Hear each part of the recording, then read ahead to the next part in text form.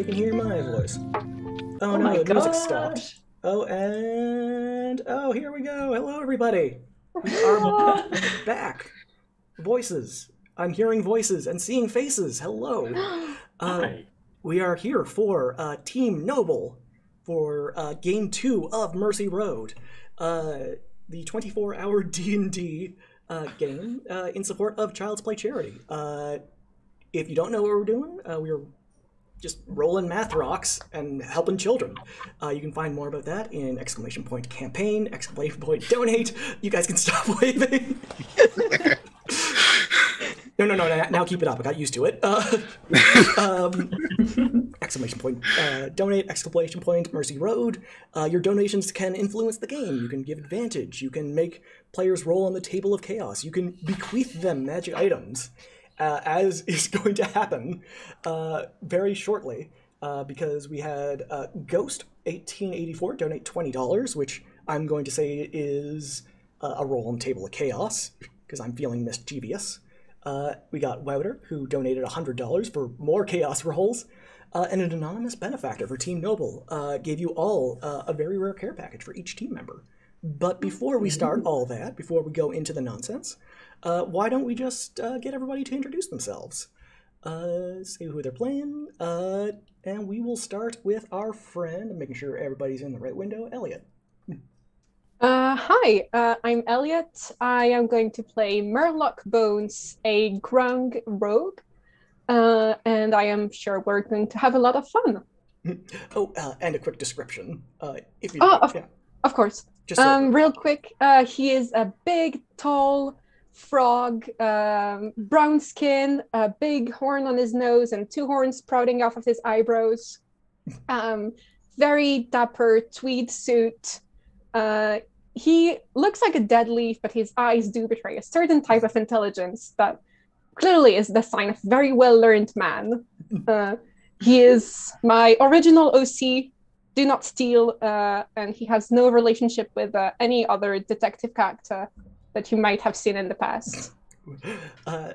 We're gonna get so sued. I'm so sorry. No, it's all right. I think Sherlock Holmes is mostly in the public domain now. Bing. Yes, hello. Hello. I am Bing, and I am going to play Dr. Watt Whitson, also not related to a famous detective duo. I am playing Vidalkin, but a bit of a twist on it. Namely, he is a Ribbon Eel. Sorry, I looked at the picture again. Yes. Yes. But he is a doctor, and you all will have to go through the pain of hearing me trying to do my best old man voice. So be prepared. All right. I'm both terrified and intrigued. Mr. Coffee Robot. Hi, I'm John. I go by Coffee Robot Online. I'll be playing King Kobold. He is a 2-foot-tall gold kobold wearing a 6 feet long royal mink stole with a tiny crown. He believes he's king of everything, and he is very clearly not. He very well may be by the end of this game. Mr. I believe it's pronounced Crids. Viola. I mean, he lives with you. Like, you should know his name. He's apparently in the exact same spot I am right now. Yes, I exist in the same spot as Saucefire, but in a different plane of existence. Mm-hmm. I'm Chryzicon. Some of you might know me from here. for being in this chat window, right here. Being in this chat window over here. Who is this stranger? Oh, sorry, it's this way. Oh, this way. I'm sorry. I'm mirrored. I will be playing Icewind Dave, the mayor of Icewind Dale. I'm an elected official. He looks very plain. He's a human. He's wearing his Garfield tie today. And boy, is he's here just because he's saving some children. Only your donation can help. Ooh. And last but certainly not least, Archangelic. Hi, everybody. I'm Archangelic. I use they, them, or she, her pronouns. I'm going to be playing Ambition, the tiefling monk. He uses he, him, or they, them pronouns. He's a purple tiefling, sweatback horns, long hair pulled into a bun, wears dark-colored athleisure wear, so that he can look like he's comfortable, but he's actually wearing like 2,000 gold worth of clothing. And he just walks around like he's the best. And yeah. All right, so how about we play some D&D, y'all? Ooh. Why not? Maybe? Okay, we're going to be starting once again in the city of Marcia Bay. Oh god, I keep seeing myself whenever Chris moves. A city located along the Sword Coast in Faerun. Weird happenings have been happening in Marcia Bay. Disappearances, appearances of monsters. Some sexy monsters, some just destructive monsters. Recently, the entire bay's water supply was transformed into a hard liquor. We don't know how. This sort of stuff just happens, apparently. While no one knows the precise cause of what has been going on, people suspect it has something to do with the appearance of the Mystery Mile, a location that is occupying the only road in and out of Marcia Bay, where there have been a increase of disappearances and strange goings-on. And Jaden Afraga, thank you for $25, a legendary care package for Archangelic, please. Sending tons of love and support y'all's way. Aww. Aw. Adding to the kind of chaos happening at Marcia Bay, the Constant Taken, a dwarven supertanker, is currently blocking. It is grounded itself, it is stuck, and it is blocking the canal leading into Marcia Bay, causing a backlog of ships, and just generally making what is already a bad situation worse. I like to imagine that all the whiskey is just contained on one side of a ship, and then the other side is just normal water. It is pure drinking water on the other side. There's factions of people who don't want the ship to ever be moved because that'll keep all the whiskey from getting diluted. Don't take this away from us. You're currently staying at an inn. It is called the Cask Half Empty. It used to be called the Cask Half Full, but it fell upon hard times. It is in one of the artisan sectors of Marcia Bay. Oh, and we got a donation of $15 for a roll on the chaos table for Archangelic for the cute tiefling. Aw, thanks, Sarah. You're all staying in separate rooms. I don't know if any of y'all know each other or if that was ever established. Do they have a royal suite? They don't have a royal suite, but they do have a honeymoon suite, which has a nice heart-shaped bed, a heart-shaped hot tub. It is the fanciest room here. Then I have definitely taken it. All right. I'm first going to try to see if I can fix the donation sound, just because I believe it is a separate widget. So if y'all just want to explain how you got here, and maybe your relationship with the other characters. I assume Murloc Bones and Dr. Wetson know each other. Absolutely. Yes. I would be surprised if you didn't.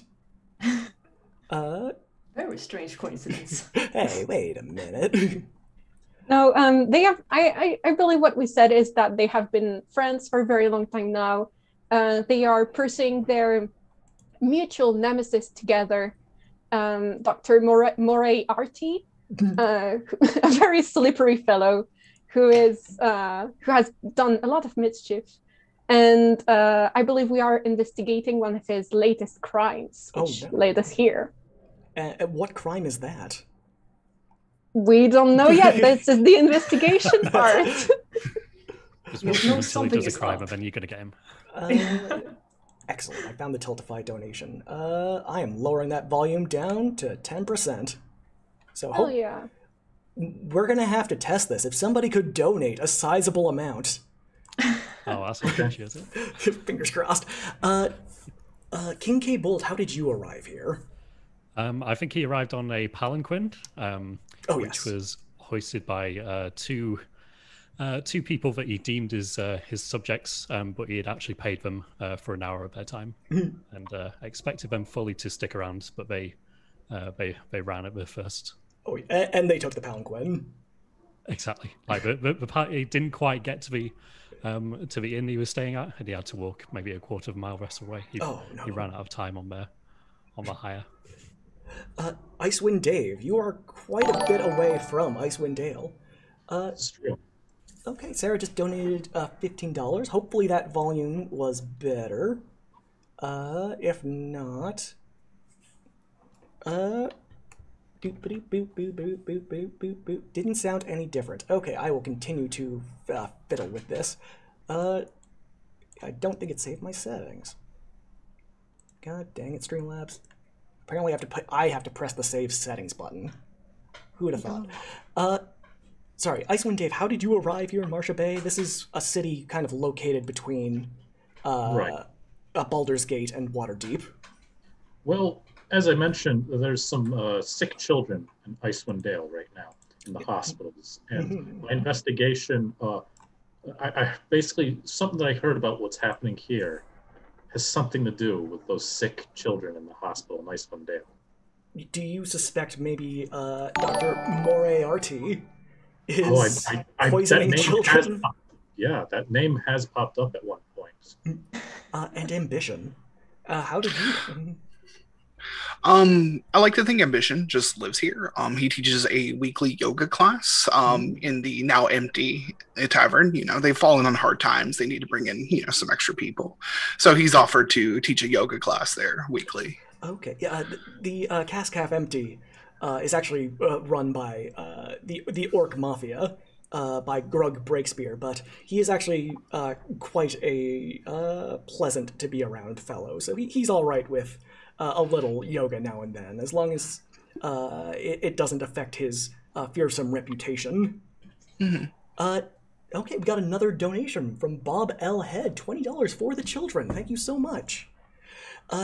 As you're all kind of gathered in the tavern, it is around 3 p.m. Oh, Duke, $15. Please have Elliot choose without using a die or a coin flip. Who rolls on the table of chaos? Let's get to these donations before they pile up any further. We have got, first and foremost, from Beast GP, $15. With thanks. We'll go with Ghosts 1884's $20 donation. I will say that is a very rare care package. Somebody roll me a d6. Whoever can get... Okay, 3. 1. 3? All right. Go with 3. It's Mr. better. Coffee Robot, you get a very rare care package. You get a carpet of flying. You notice that the heart-shaped rug is floating about an inch off the ground. And while it has a sign, while there is a small placard in the suite that says, "Please do not steal the flying rug," I don't know if King K-Bold would be beholden to this rule. I claim this is my royal mount. This is your right by blood. Now, we've got a Beast GP who's donated $15. So that will be a Table of Chaos roll. And Archangelic, Ambition, I'm going to go by character names. Would you be so kind? What do I need to do? Roll me a D percentile. Okay. I was gonna say it's been about a year for since your last Table of Chaos roll. So 35. 35. What is happening? Doop beep beep doop boop. Okay. Let me just double check something. I really don't want to make you a Karen again. For those who didn't see Mercy Road last year. Okay, you now have a flaming crown surrounding your head. It is a let's say green flame for all of the Akink fans. It is a harmless sensory effect, but it is delightful nonetheless. Dude, that's sick as hell. A usurper king. Now, we have very rare care packages for everybody via an anonymous benefactor for Team Noble. We're finally getting to that one. Sue, appearing in front of each of your rooms are these purple chests. The number 4 has been etched in on them. They are very well made. Made with love and care and just full of riches. But I will allow y'all to break these down in any order you wish. As the table generates. There is a set of +2 splint mail. Mine. An Efriti bottle. Also mine. He's just taking them too fast. We can't stop him. A manual of quickness of action. I don't remember owning this, but mine. Is somebody writing these down? Yeah. A ring of telekinesis. Also mine. And a +3. What are you looking at?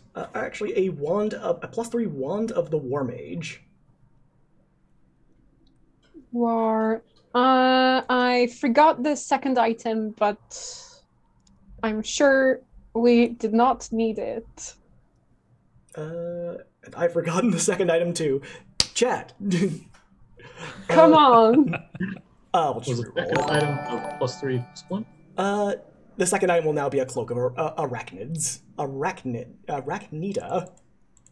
Cloak of... I will post that. It was in the chat. It was the Oh, Spiders. the Ifriti. Efriti bottle. Okay, never mind. There is no cloak of spiders. Aw. Oh, Duke says it was a bottle of salad cream. Oh no. Well, they've just donated $100, so everyone gets a roll on the chaos table. Yeah. We'll start with Elliot and work our way down. Hold on. I have to dice. Hmm? I have to do the dice. I have to do the number. That is a 57. 57. That's the best kind of 50. Beep-beep-doo. Oh, neat. As you are just sort of hanging around your room, a corpse apparates just within the center of it. It is in a various state of decay. It is, and it kind of shambles up to its feet. And it says, "Greetings, I am Indiana Bones. I am going to be your companion for the rest of this adventure." Indy, is that you? My good cousin. All right. Let's not get ahead of ourselves. Mr. Murloc Bones actually already has a companion. Thank you very much.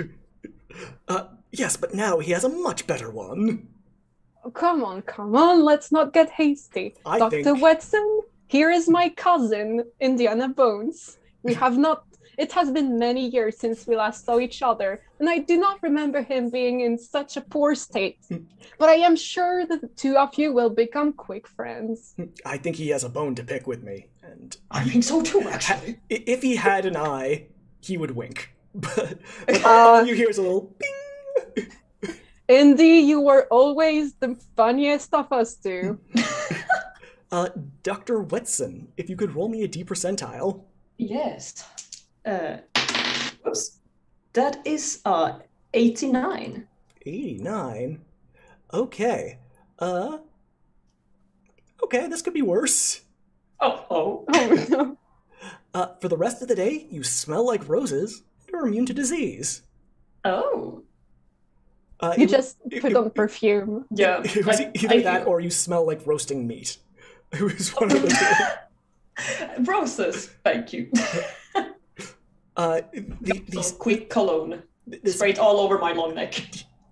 this helps kind of cover up the smell of decay coming off of Indiana Bones.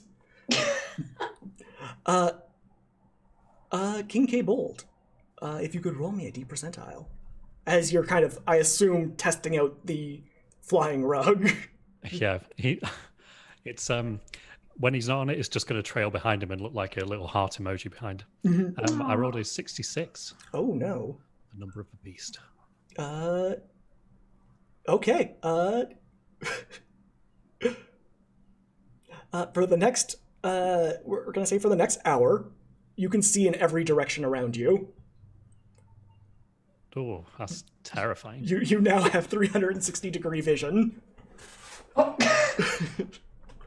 The eyes shift around the face to the side of the head.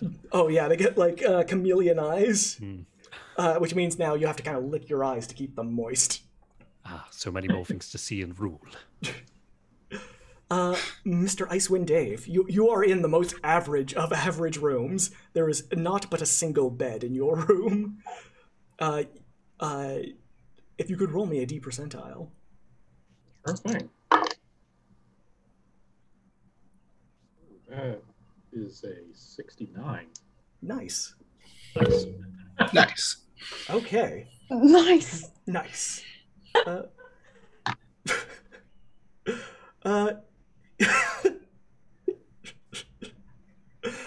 Oh no. A cave bear appears across the room from you and obeys your commands until it disappears in 1 hour. Oh. Well then. It is wearing a little red shirt. The only word it can say is, "Oh, bother." And it has a big jar of honey. Oh, well, hello there. Oh, bother. Come with me. You can find lots more honey. Oh, and because it is Icewind Dave, I will say it is a polar bear. All right. Makes sense. And ambition. I got a 22. Oh, nice. I mean, not as nice as 69, but No. still nice.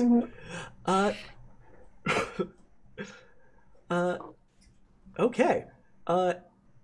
Every now and then, an egg will just drop out of your clothes, like out of a sleeve, out of a pant leg, and this goes on for the next 30 minutes. This is very not weighing distressing. them. I want to make this absolutely clear. It is as if they are falling out of your pockets. Now we have another. Let's give you your legendary care package. So let me just roll the table, and then I will save the rest of the table of chaos rolls. Because we are already 20 minutes into this game.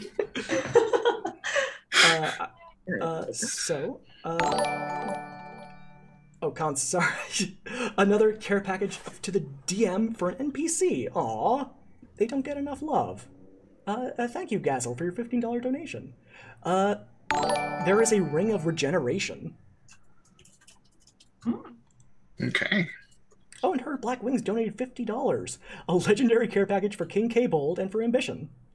So why don't we just do that? There is a belt of Fire Giant Strength for King K. Bold. He doesn't need it, but thank you. Yeah. And a Lifewell tattoo for Ambition. Okay. They are just full of life. Yeah, these thank you so much for this for all of your kind donations. And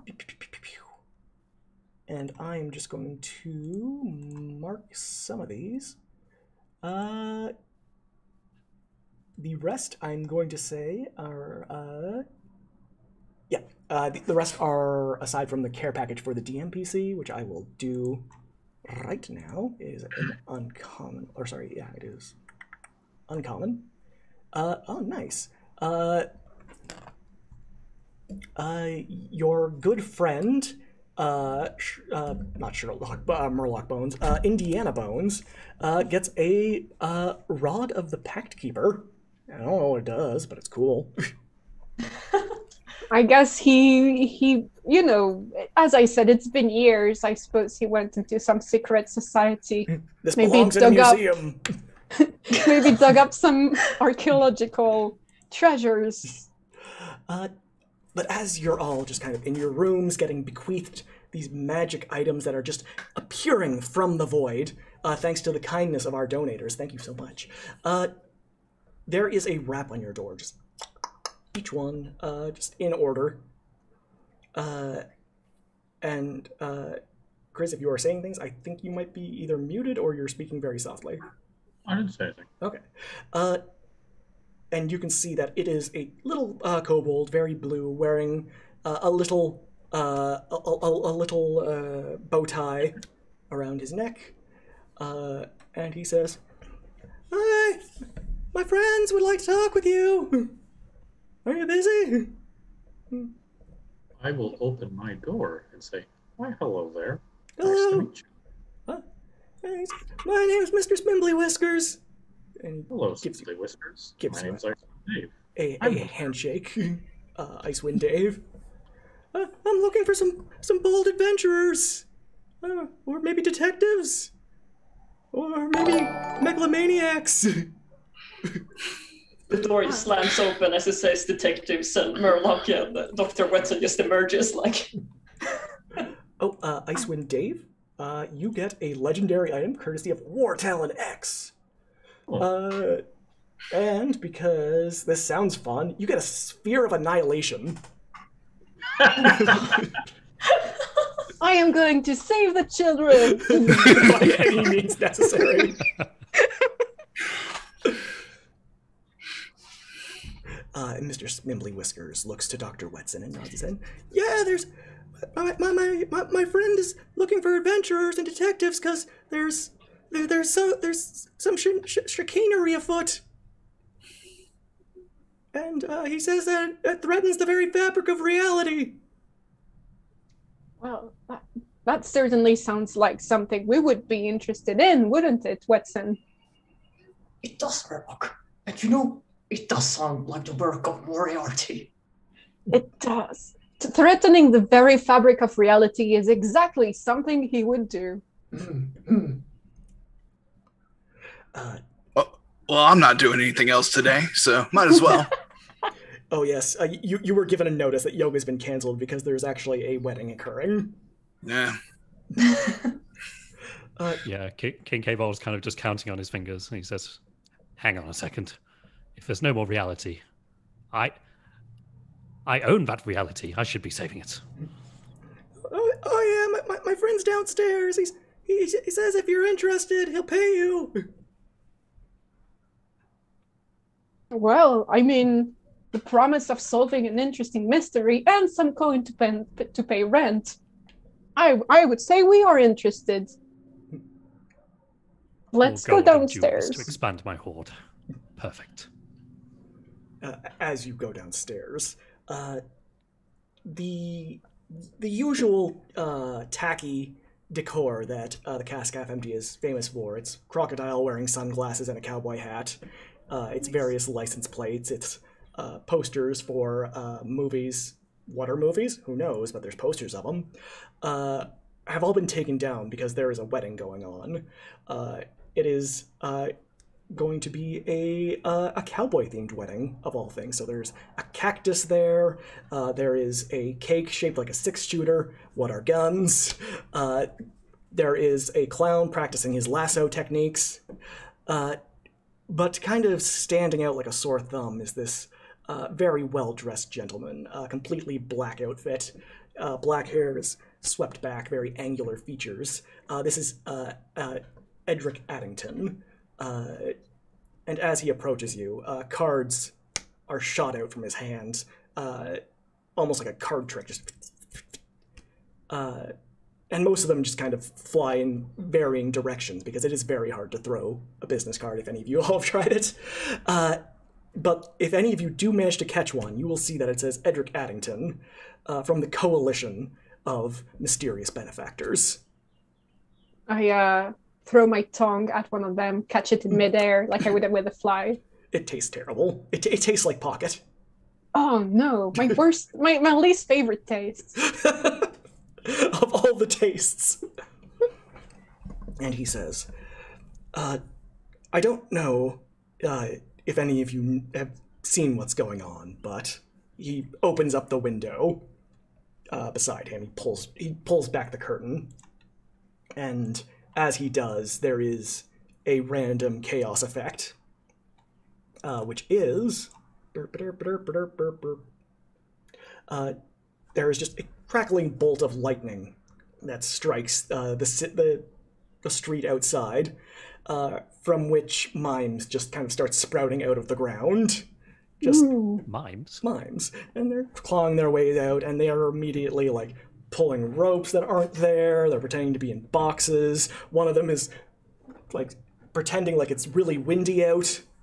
And Addington says, I am from the Coalition of Mysterious Benefactors, and it is my sacred and sworn duty to stop not this specifically, but things like this.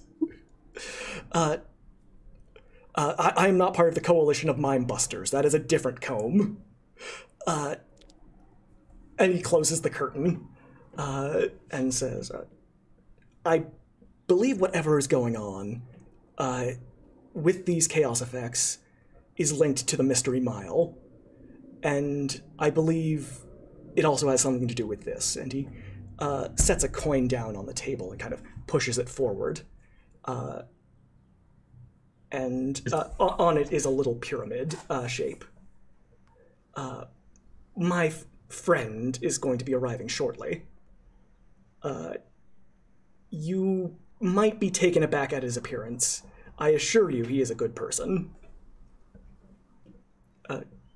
And almost... Well, oh, sorry. Go ahead. go ahead. No, go ahead. Almost on cue, this black cloaked figure opens the door and kind of strides in, and it is these kind of weak steps.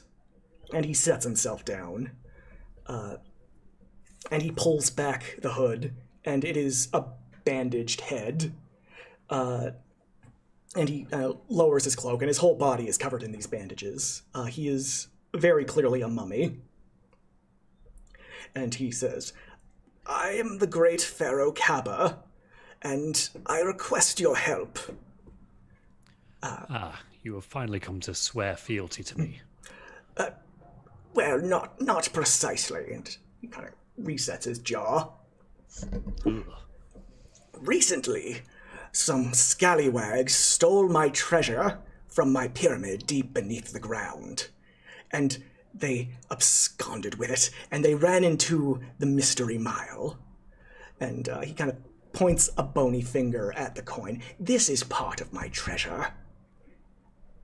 I need you to venture into the Mystery Mile and to recover my treasure, so I may once more go back to sleep. And Addington lad, I believe whoever is causing these disasters, these chaos, is using this treasure for some sort of alternative and ulterior means, perhaps funding whatever his malign goals are with Pharaoh Kaba's treasure. Very evil indeed. What do you make of this treasure? It seems unreal.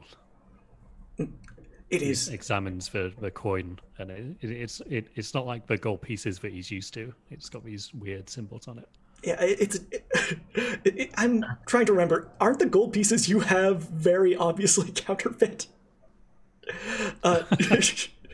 No, but he does have a briefcase full of cash, which is parchment with his own face printed on it. These are gold coins. Upon inspection, they are not chocolate coins. They are they are legal currency in some places, but they are incredibly old and minted with letters and symbols that don't appear immediately familiar.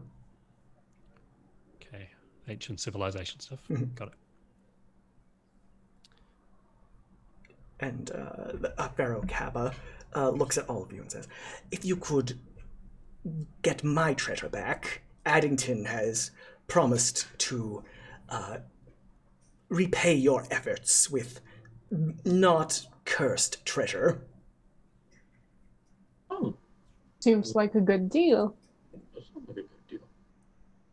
I would be able to save the children with that kind of funds. Mm-hmm.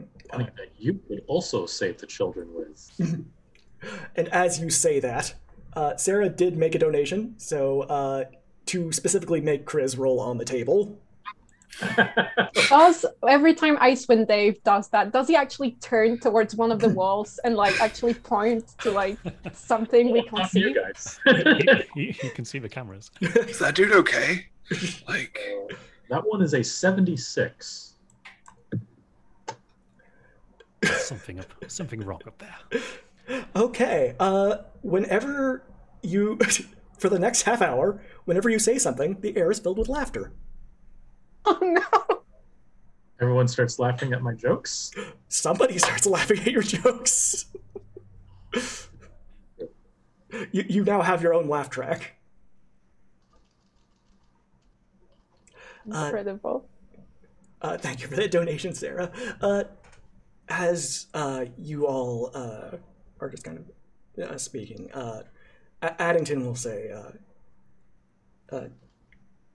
it is important that we make all due haste in this, getting to the bottom of this mystery, because, and he pauses, the last adventure I was on just a few hours ago ended very abruptly. No problem. I do believe none of us are particularly busy. You would lead us to this mystery mile, correct? Yes, it is not safe for the glorious Pharaoh Kaba to venture out for too long. His ghoulish appearance, and Kaba just kind of sneers at that, tends to attract unwanted attention. Really? I thought he looked quite charming. And Indiana Bones says, yes, I couldn't imagine what that must be like. Do not fret, my good cousin. With those funds, I am certain we could do something about that problem with your face. Perhaps a new nose. You know, technology does wonders lately. My good friend Dr. Watson could even help you. And I think this is our last cause. is that your medical opinion, Dr. Watson? Let me look. And he just brings his snakes out, just super long. Oh yeah, just over. Snakes out. Yeah. Yes. Well, I can do nothing more for this patient. It's best to put him down. well, I'm sorry about your treasure, man, but can I offer you an egg in this trying time? He takes the egg and says, this is exactly what I needed. And cracks it open and eats it, and it spills out his side. Well, I'm going to feed my bear his favorite snack, which is ice crispy treats. And then everyone laughs. And the air around you just fills with laughter. And the bear just shakes his head. Dr. Wetson, can you make me either an animal handling check or a medicine check? Okay, I will make a little medicine check then. Hold on. That is a 18. Okay, you can tell this bear is severely malnourished from eating nothing but Rice Krispie treats. It is a meat predator. And could... King K. Bold, could you roll me a D percentile? Because I still have all these chaos rolls to go through. 63. 63? Oh no! Can you roll me a 1, 2, 3, 4, 5, 6? Can you roll me a D8? 5. Okay. Now can you roll me 3D10? Oh. Do you want the total of that or individuals? The total, if you could. Here. 9 total. 9 total?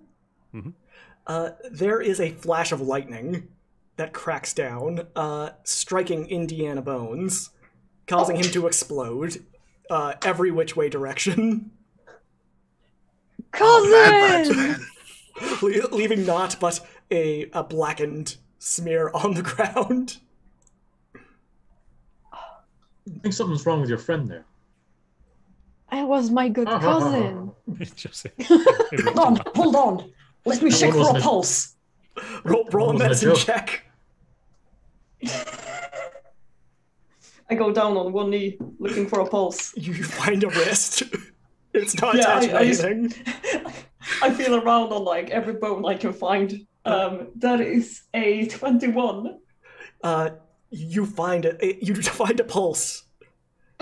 It is unfortunately the pulse of electricity, as it is still coursing, and you get like a little electroshock from it, and you feel like you feel like somewhere, maybe in the afterlife, Indiana Bones did that intentionally just to fuck with you.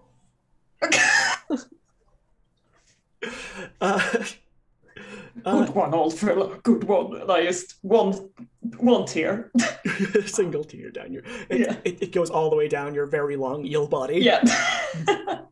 And Kappa, the mighty and powerful, just kind of looks and says, "Well, I wasn't really expecting him to explode that easily, but off you go." And he pulls out a small sack and says, "I made you a lunch," and gives it to Murloc Bones. Well, thank you, King Thirokava.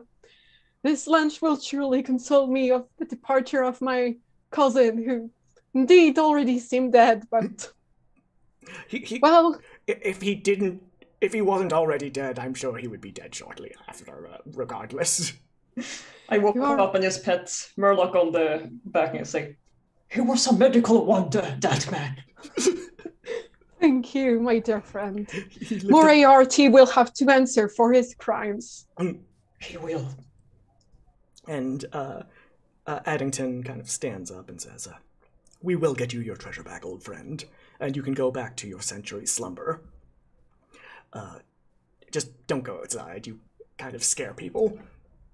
And with that, Addington exits the building kind of astride, taking you out of the city limits. King K-Bold, I assume you're sitting on your rug. Yep. You're not going to walk anywhere. Absolutely not. Icewind Dave, are you riding your horribly malnourished polar bear?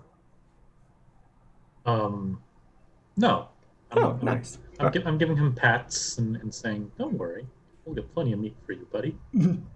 Except I'm saying it in a very calm, normal voice. I walk up and I say, "Well, this very rare specimen, who is also an endangered species, seem to be very malnourished, and I do not think the diet of rice cakes may be fit for such a creature. So I'd say something with a bit more protein is more necessary. So therefore," and I pick up a bone from Dear old cousin. the bones, and I give it over to the bear. Thank you. This is exactly what he needed. Crunch, crunch, crunch, crunch.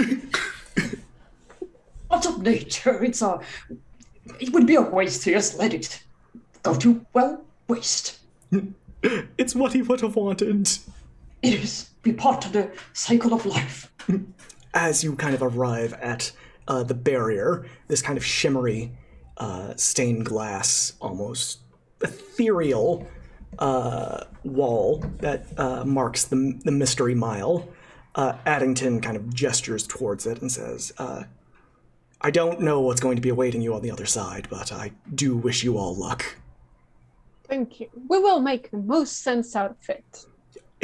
In my experience, it's best not to try to that. All right. Well, before we head on in, I need to suit up. As I take off my Garfield tie, and then suddenly just a suit of armor just goes over me, and I go, "Ah!" And Elliot, can you roll a d4? Certainly I can. Duke redeem this and specify that you have to choose or roll a die. I'm rolling a die. This is the number 1, Oh. which Which is King Kobold, because he is number 1 in the world and in our hearts. Okay. Then King Kobold, could you roll again on the table? Causing so much chaos in this game. Thank you for donating, but Yeah. I'm sorry. 83. 83. Okay. You are now a medium-sized creature. You go up a size. Does we? Your clothes do not. Oh, no, that's good. He was wearing like clearly Oversized. stolen from a humanoid. Well, I hand him my tie. There is the sound of like Super Mario getting a mushroom, just the. And you are now a medium-sized creature. Finally, the chance to look down on my subjects rather than looking up. Everything is going your way tonight, King K-Bold. And Does the carpet have enough lifts to lift a medium creature? it can still carry your weight. Okay. I will also say Jennifer Porat donated $10, so I will say that is an advantage for ambition. Thanks. And I still got 2 more rolls. I got 1 more roll on the Table of Chaos. Oh wait, no. We're not yet in the mystery mile. We are all done with Table of Chaos rolls for now. He said, looking sideline at chat. And Addington says, whatever is waiting for you on the other side, I know that you are more than capable of taking care of it. But if things do get too chaotic, it may be best to venture back to Marsha Bay. And with that, he ventures back to Marsha Bay. Well, you there, usurper king, in the flashy yoga pants and the fancy tracksuit. Why don't you test this shimmery barrier? Ambition was like, yeah, these energies are all weird, man. And he takes his short sword and he just pokes at the barrier. The barrier doesn't break at the short sword, but it kind of bends like a bubble, or like, just like something viscous, as it doesn't seem to kind of break the aperture. All right, let's do this. And he just like barrels through it. Do all of you follow suit? Yeah. We're not going to save those children standing out here. Onward! As I rush in. Are you going to be doing that for the rest of the game? Probably not.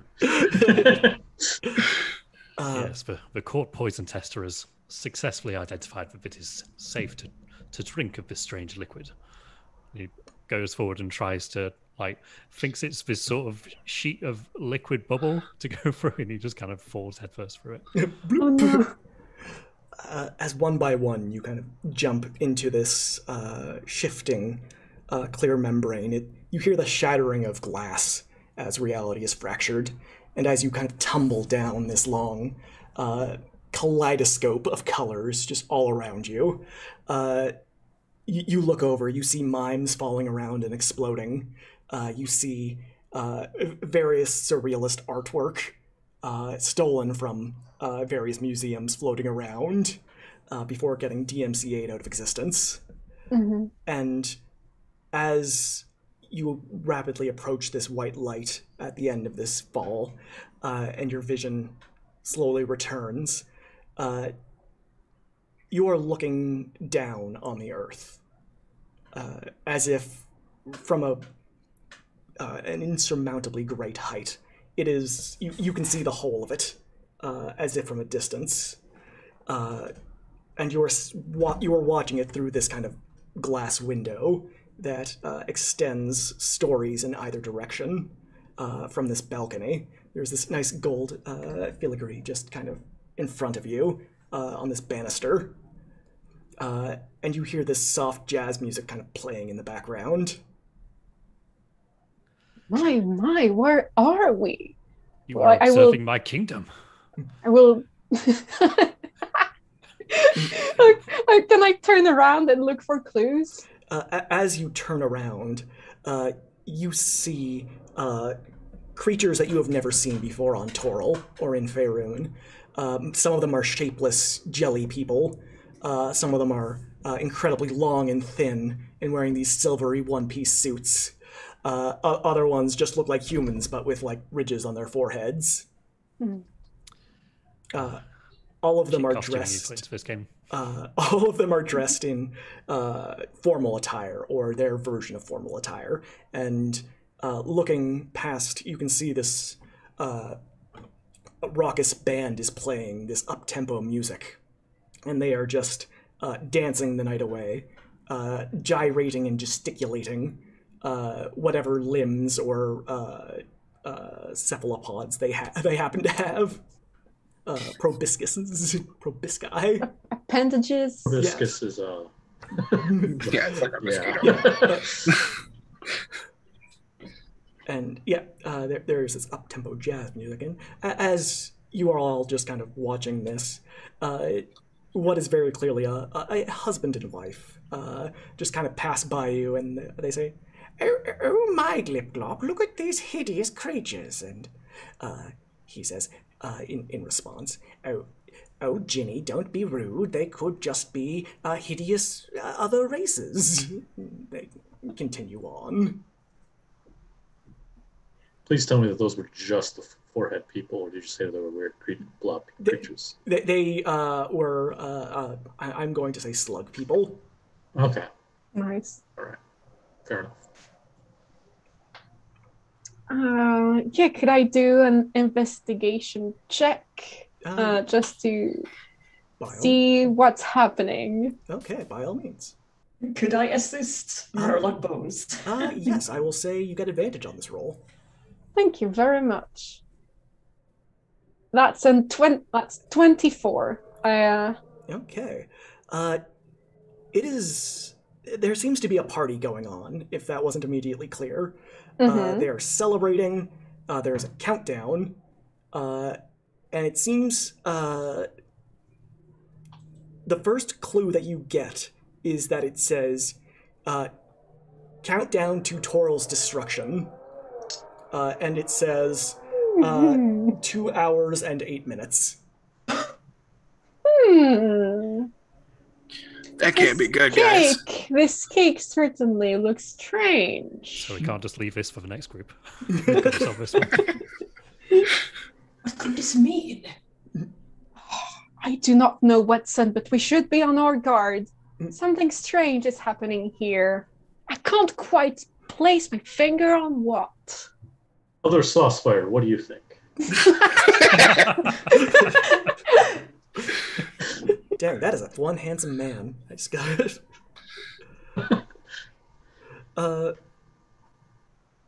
And as you see repeated mention of the party host, who is only referred to as the Great Glorpsby. Glorpsby? Yes. Would you mind? Never mind. I'm not going to ask you to spell that. Yeah, I wrote it down and then wrote other letters over the letters that I'd already Is he standing in front of a fountain with a champagne glass, just holding it towards camera? Actually, he is. How did you know? I'm in your mind. Get out of my mind, Charles.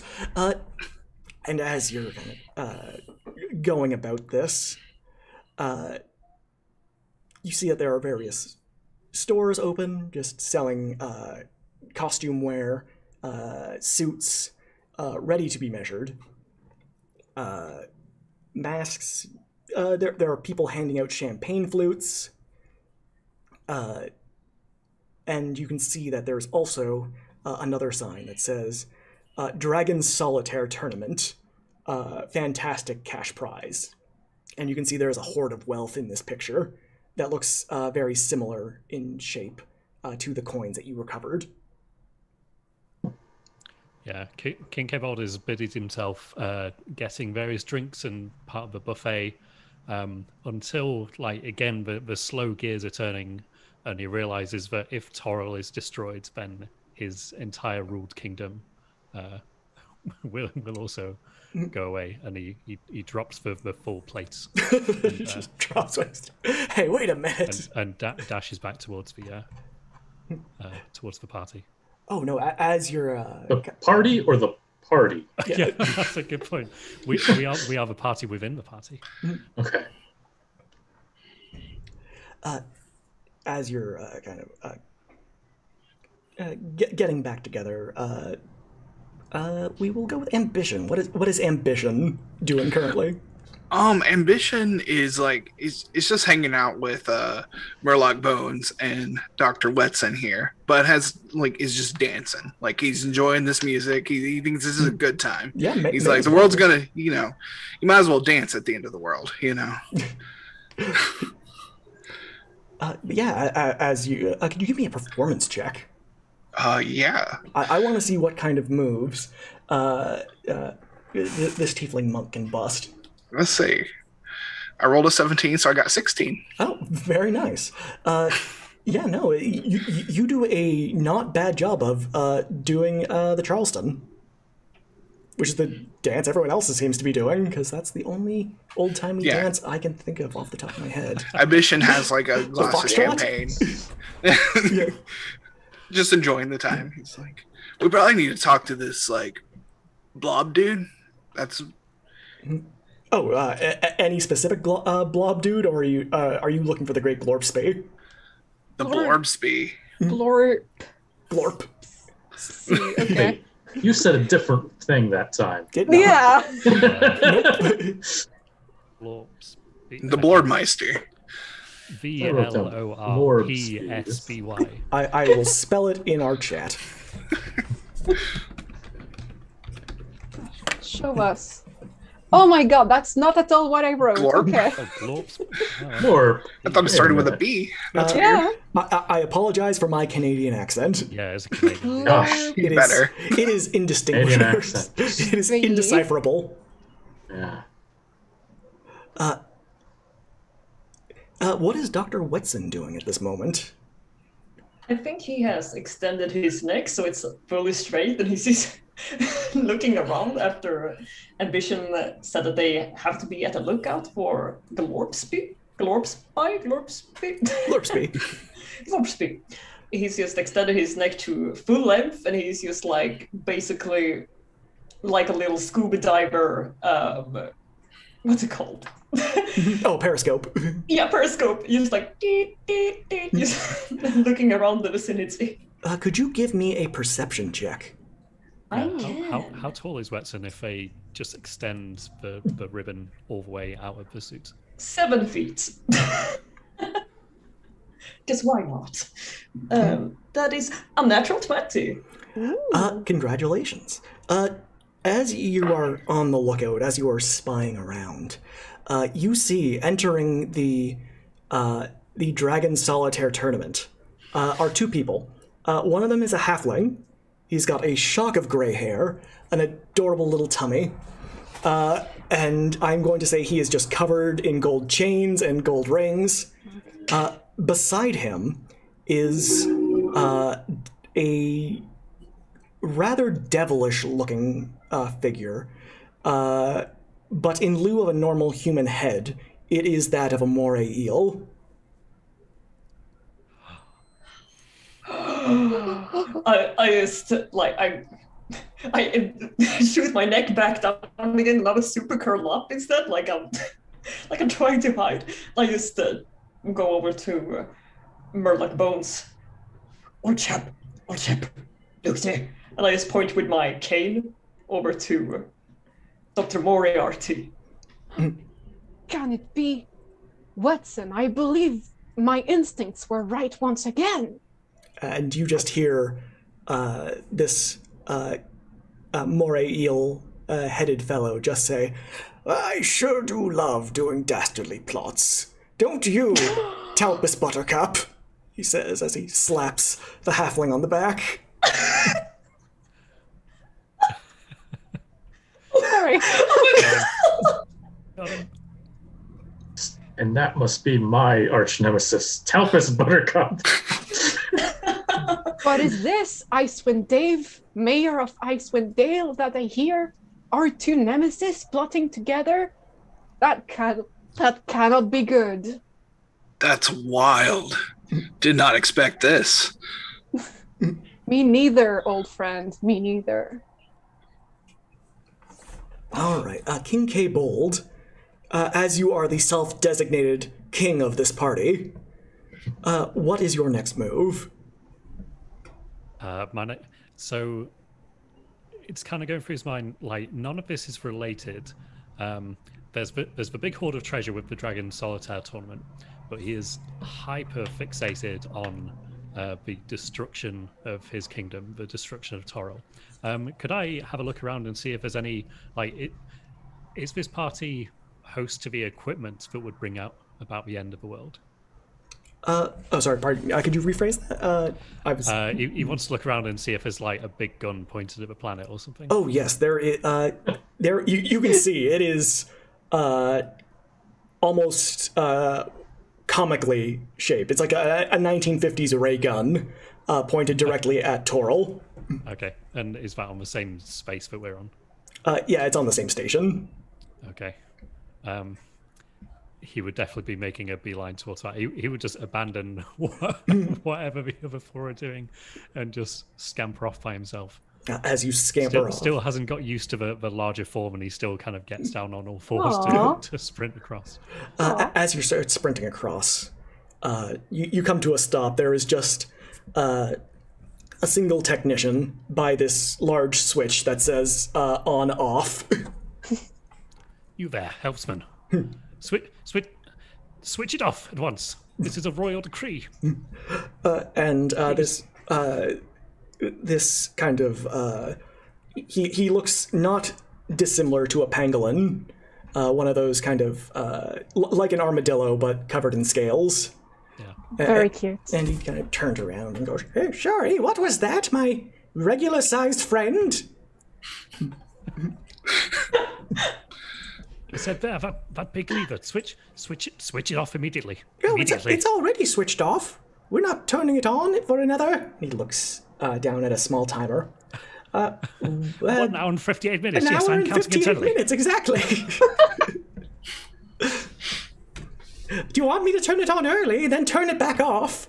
No, whatever you do, take your hand It off looks like that this. switch right now. He turns it on and off really quickly. I will give you riches. I will give you riches. And he opens up a briefcase and just starts throwing this fake cash that he's printed himself. As he throws the switch on and off very quickly, we go back down to Toril in a small village.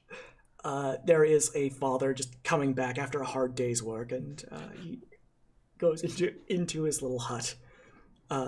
His little mud hut, too. It's not very fancy, and his wife is there. And he says, "I've got bad news, honey. I lost my job at the foundry. It's terrible." And the wife says, Don't worry. As long as we have a roof over our head, I know we'll make it." And there is just a beam of light that kind of shines in from above before we cut back to back on the space station orbiting Toril. Oh. That small village was a nice one,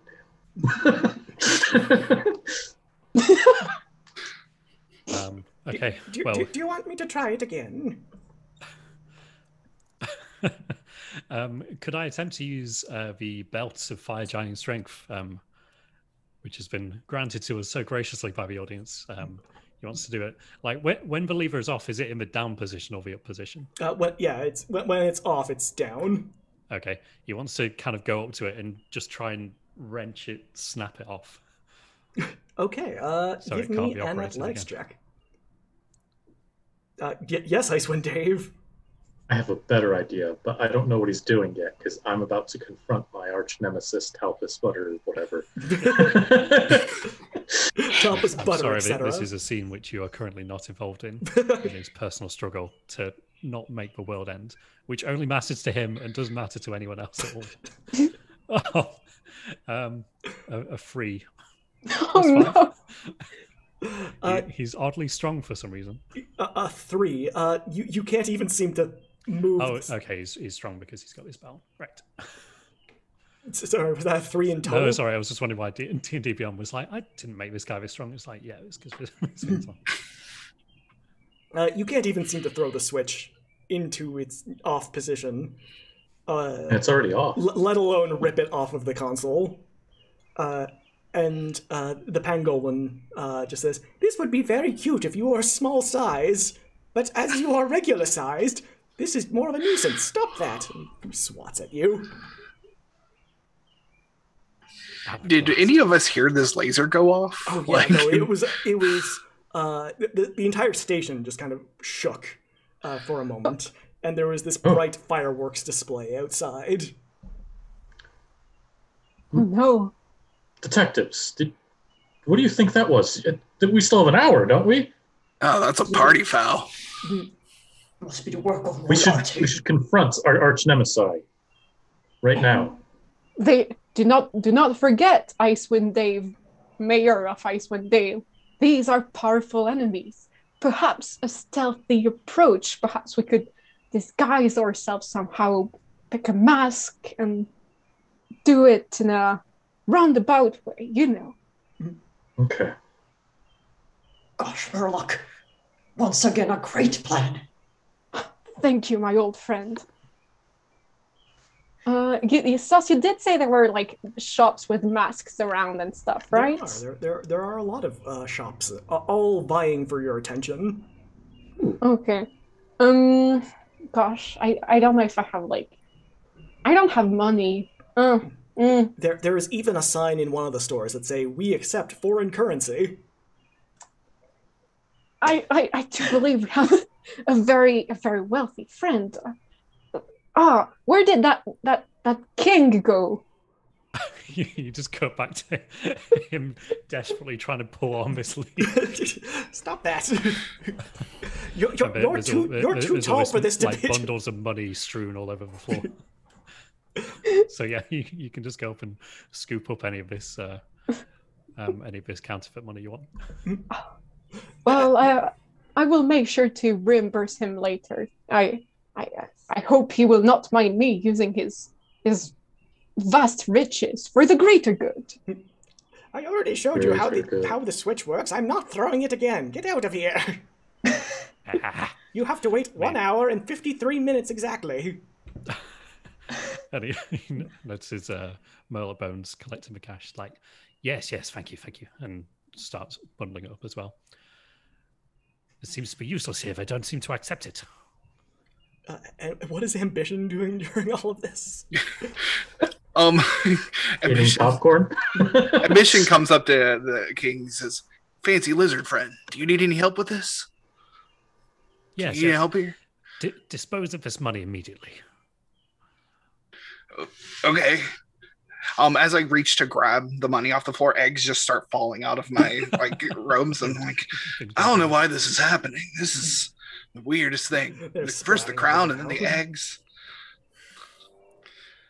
The people that are doing the buffet just pick up the eggs and put them in fancy little cups.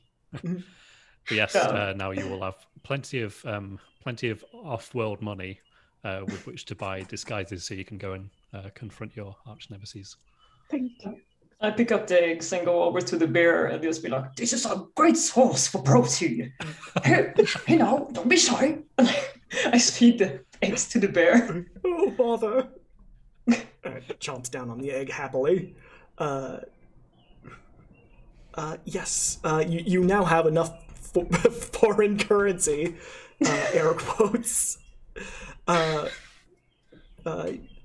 at least however many King Cable bucks you can carry. Mm-hmm.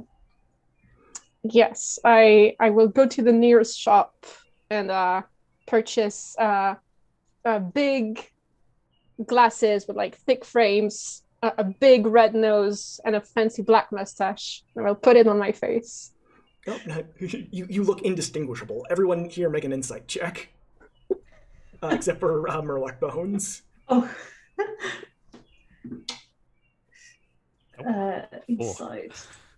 16. Oh, no. 16. Sorry, what was that, 12. John? Ambition 12? 21. Okay. King Cable, you've never seen this person before in your life. Where did the big frog one go? Never mind that. We need to find a way to stop the destruction of my kingdom. Well, yeah, go ahead. I was going to say that I also need to purchase a disguise. It's just going to be a normal masquerade mask over my helmet. Mm-hmm. And then I'll have a similar one, which I hand to my bear. Oh yes, the bear puts it on instantly. Yeah. I walk over and I say, "Do you have a mask in my size?" And I just like the whole long neck is kind of just They a whole thing. There's a pause, and the shopkeeper says, I think we have something that can accommodate you. And you know those long dragon costumes they get for, like, Chinese New Year? Oh, Yeah. They get you one of those. hell yeah! King K. Bold, how do you disguise yourself? Would King K. Bold disguise himself? No. You would not cover this resplendency. Okay. I'm here for the world to observe. And ambition. Bow to. Ambition just is like, I don't really need to disguise myself. I got this party trick I do, and I just disappear into one of the shadows. Oh, sorry, I assume it's more of a...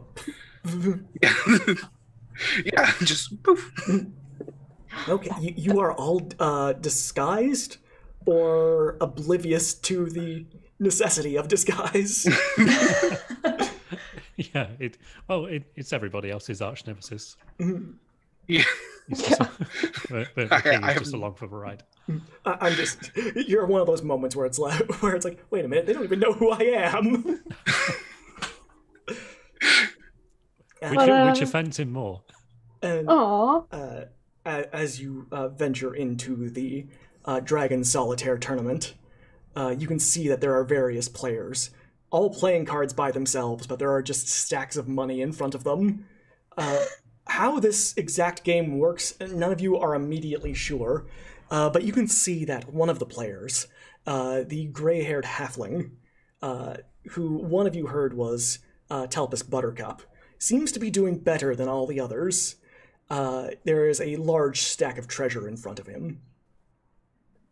Do we see the mummy's treasure in his hoard? It is. You see further in this kind of showroom in this. The mummy's treasure. They're currently playing for like chips, or tokens. The mummy's treasure is kind of sectioned off with velvet ropes in the center of the room. And does it look like those coins with the pyramids on it? Yes, it does. There are coins with pyramids on it. There are various other. There are like sarcophagi. There are bushaptis. There are little ceramic with various animals on them. Mm-hmm. It is all. There seems to be a theme going. That it all seems to tie together. All right. And as they're all playing, it looks like a spine fish, but with a couple of wearing pants and legs. This kind of round orb, just with pokey outy bits every which way, approaches you and says, "Are you going to be joining the game?" Well, yes. Yes, we are. Are you going to be signing up as a team or individually? Well, if it's possible to play Dragon Solitaire as a team, I do believe this would be the best option. Very well. And the spinefish leads you over. You'll all have to share the same chair, but you can play as a team. And he says, "This is so that the hive-minded species aren't left out of the fun." Oh, this is very, very thoughtful of you. It is, isn't it, Whitson? It is thoughtful, right? Well, The name. I have no clue, but I will do nothing more but nod and agree in this occasion. I will refer to Whitson's empathetic judgment, and I will nod. And might I say, my froggy friend, you have a delightful mustache that looks very real. Thank you. I grew it myself with my skin that can produce hair. That is not a suspicious thing to say at all. And I know. the spinefish just kind of waddles away. There is a set of cards in front of you. If you watched the last game, we are going to be doing a skill challenge. For this, you need, and I'm going to roll a d12. You're going to need 8 successes, which means each of you is going to be rolling a skill check. And you have to use an individual skill. You can use a skill once, and then like the next person can't use the same thing. And you have to tell me how you help the team accomplish the goal of playing Dragon Solitaire, a game none of you have even heard of. Mm-hmm. So All right. could you spend the next 30 minutes detailing the rules of Dragon Solitaire in excruciating detail? The rest of Mercy Road is just me inventing this game. As you're pulling cards out, you see some of them have numbers on them. Some of them just have pictures. There's one person standing in front of a windmill. There's another card that is just of a manatee. An Uno reverse card in there. Yeah, there's an Uno reverse. Possibly some sort of gopher that we have to roll. We gotta spin. As you pull one card, it is just a bushel of wheat, and you just hear everyone say, "Hop aboard the grain train!" And they kind of surround you as that happens. So we'll start with ambition. Okay. Remember, you still got this advantage that you granted earlier. That is true. Oh, it's true. All right, let's see. So I'm gonna make a history check to see if I have ever seen a game like this before, and see if we can just see if I can help know the rules of this game at all. Okay. So That's a good start. let's do it. I'm gonna use my advantage on this. By all means. Try and set us up right, and I needed it because the first one was a 2, Oh, so I got 18 on history. Oh, very well. Is that 18 plus anything, or is that just a... That's total. That's a straight 18. Okay, that is one success. Sort of like how there is chess, and then there is Dragon Chess, which is, I think, a game Gary Gygax invented, but it's just like 4 chessboards built on top of each other. This is just regular solitaire, but made convoluted and... yeah, just made stupid. So This is the part where I admit I don't know how to play solitaire. Also, Solitaire just means any single-player card game. You're thinking of Klondike. yeah, just as you're just trying to get the cards in numerical order. All right. Yeah, you just flip around them and you can stack in, and you can move stacks. Yeah. It's easy. Okay, yeah. It's that computer game that, yeah. Yeah. All right. And so you have a vague idea of how this works. As you kind of look, you see that there are various tiers on which cards need to be laid, similar to a Dragon Chess. Icewind Dave. Well, I'm going to try and persuade someone in a way that they don't know that they're actually telling me exactly what to do and what not to do. Oh yeah, by all means. Ooh, that is a 23. Oh, nice. Ooh. Yeah, there's one person who kind of looks at the cards in your hand, and because it's a team sport and a single-player game, everyone's just looking at your cards. And he says, "Oh, you have the Diamond Striker." This is an alien. He kind of looks like Mr. Peanut. If Mr. Peanut was made of, like, yellow Nerf. And he says, "Yes, just lay that down there, and everyone, he has the Diamond Striker." And everyone just starts going, "Diamond Striker, Diamond Striker, Diamond Striker, Diamond Striker," waiting for you to lay that card down. Do that. Because you rolled over 20, that is 2 successes. Ooh. Okay, Nice. Mr. Kincaid Bold. Okay. I realised I hadn't attuned that You too. belt of fire giant strength before. Yep. So it's actually a +10 on athletics. So I'm going to attempt to flip. Like, he's seen a lot of cards played, and he knows that at the end you always flip the table. So he's going to attempt to flip the table hard enough that it does a full 360 rotation and the cards all land in the correct order that they need to be. Oh yeah, go ahead. That is a 13 plus 10, 23. Oh, nice. With your increased mass of being a tall boy, you find it very easy to flip this table over. And as it does, a single card flies from the deck. It twirls around in the air for a moment before landing face up. And it is an anatomical heart on it, with the number 9 in the top corner. And everyone just yells, "Ultimate 9 of hearts!" And there is applause. He forgets the game for 2 seconds and just drinks in the applause. Arms open. Yes.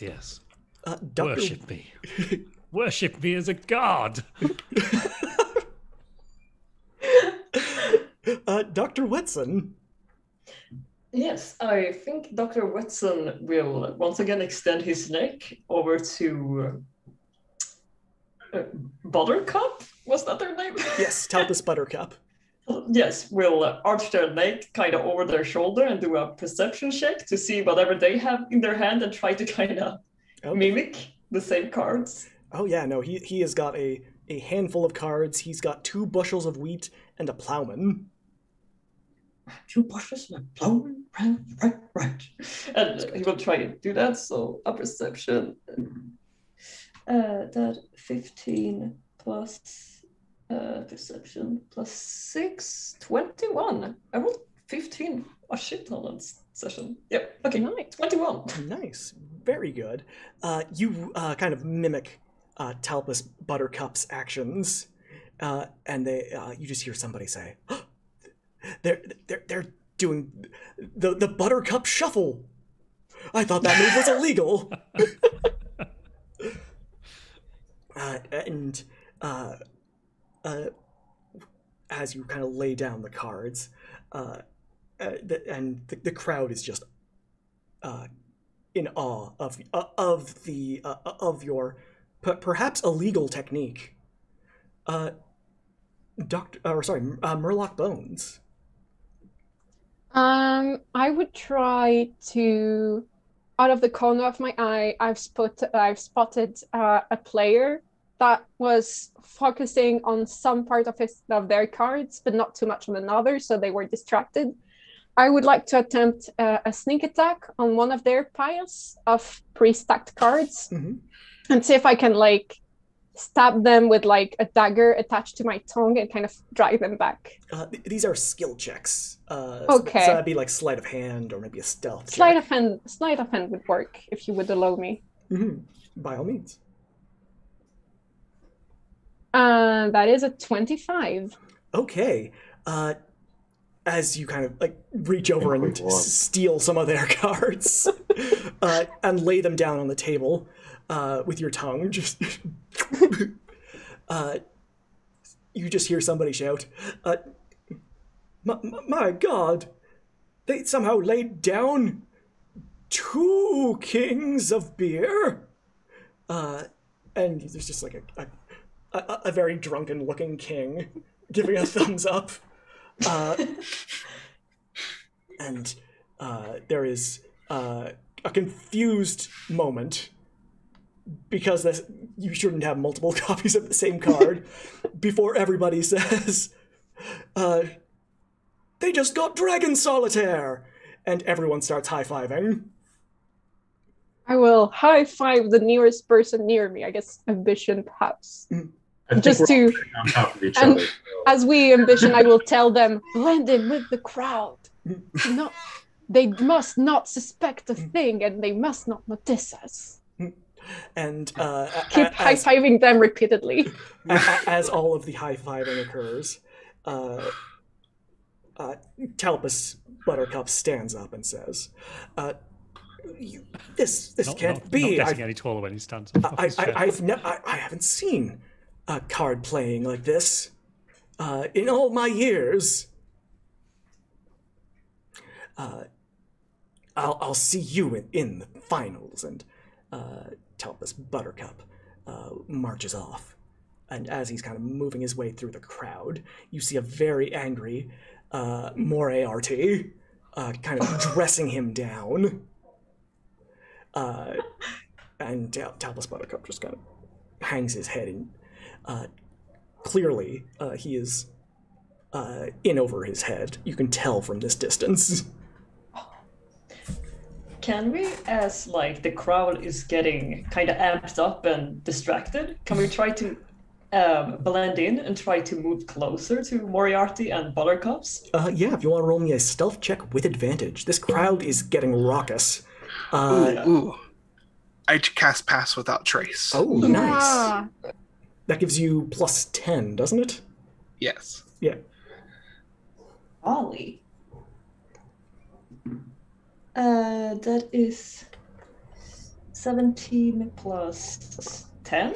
Yes, you are but a shadow. You are but a whisper as you kind of move through the crowd. And you can hear Moriarty saying, I need this treasure. And he's just kind of hissing through his teeth. We need it to fund our dastardly plans. And Talbus Buttercup says, but what good is treasure going to be if they destroy the planet? And he says, I don't have time to explain my nefarious deeds. Just get me that treasure. I don't care what you have to do. You find those mysterious players and their mustaches. And my body stand still at the place that it is, but my neck kind of slide through the crowd back to Murloc. Mm-hmm. And I just deliver like the insight I just got, more or less. Or I talk to the whole group rather. And before you went back to relay what you've heard, you just hear him say, and also, I think one of them might be royalty.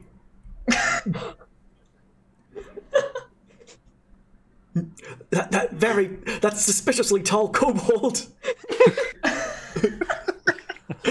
And Dr. Moriarty looks over, and he narrows his eyes, because he's not looking at King K-Bold, much probably to King K-Bold's chagrin. He's looking at you, Murloc. I will twirl my mustache. And K-Bold sort of shuffles to the side and gets in the frame. And Moriarty's just like, no, it couldn't be. Murloc Bones doesn't have a mustache.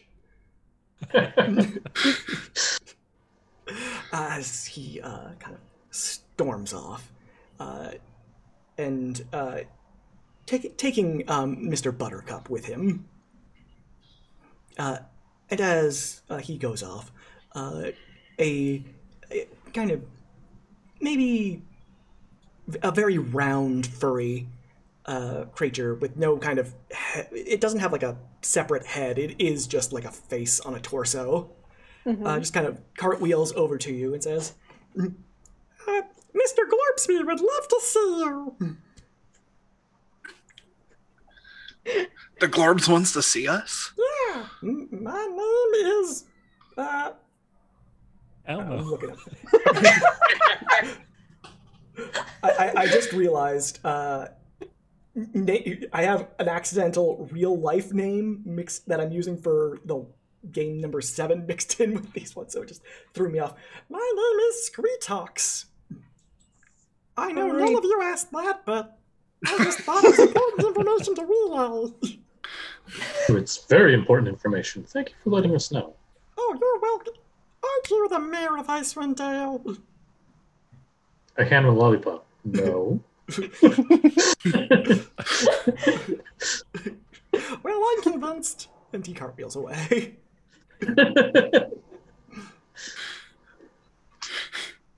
Well, the mayor, surely you have a lot of you are used to talking to important people who run important businesses. Do you think you could lead the charge with this discussion we're about to have with this Glorbsby? Yes, I believe I will be able to do that. I'll do my best.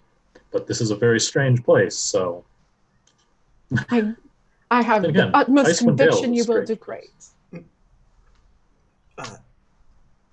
And you can see that there is a moment where Squeetox comes cartwheeling back and just says, "Oh, sorry, I didn't realize where you're going to meet him. That was very rude of me. I'll just take that pathway down there, then turn right. It'll be in a library." All right. Well, my species lives only a few hours, so I'm going to go into a back room and die. Oh. I just met you, but I love you. Goodbye. Cartwheels away. Too, little guy. This is a party, is it not? That's quite a downer thing to say. He cartwheels for about 4 feet before he just keels over. Life is beautiful.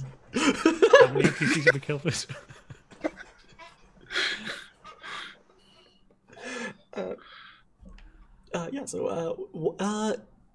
We'll go with ambition. What is your plan? Ambition is just Ambition has like pulled some hors d'oeuvres from somewhere, like, and just is like enjoying this to the fullest. It's like there's villains, and like he just woke up because he just came along because his yoga class was canceled. So this has been like the best day. Like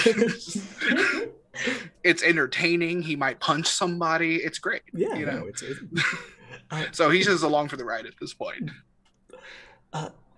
Yeah, as you kind of grab some hors d'oeuvres, some of them are very obviously like alien food. They are like little cups full of worms. There are various bugs, but there are also corn dogs for some reason, and frozen Twinkies.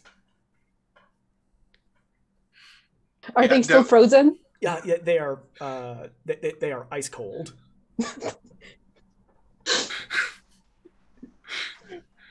Yeah, definitely grabbing like corn dogs and these Twinkies, because that's the only thing that makes sense to me. He's like, I'm not eating worms. That's I think. Am I the only one who watches Star Trek? No, maybe. Yeah, It's Chris, Gach, John, right? back me up here. Yeah. Yeah, it's Gach, the Klingon delicacy.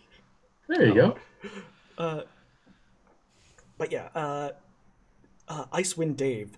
What is Icewind Dave doing at this moment? You've just seen your hated nemesis, Scourge of Icewind Dale, Telpus Buttercup. Mm-hmm. Well, I'm gonna have to. So we could either speak to Glorbsby, because we're expected to go speak with them now, right? Yeah. I can't. You know, I say we talk to Glorbsby now, but someone needs to keep an eye on those dastardly villains. I've got it. And my head is like again. Yeah. My good friend Webson certainly has an eye for things. You know, he writes everything in those tiny journals of his. I tell him, Webson, you should get them published, but he is too modest. Yes. But I do have a neck for this, I will say.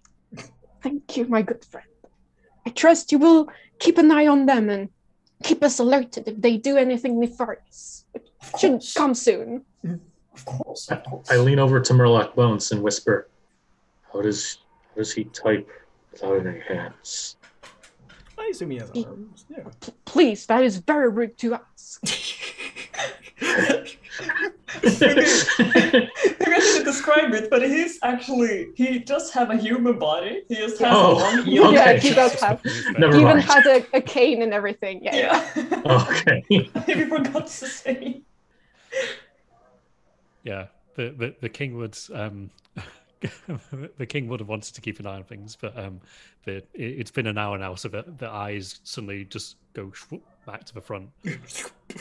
Oh no, that means my bear is gone too. No.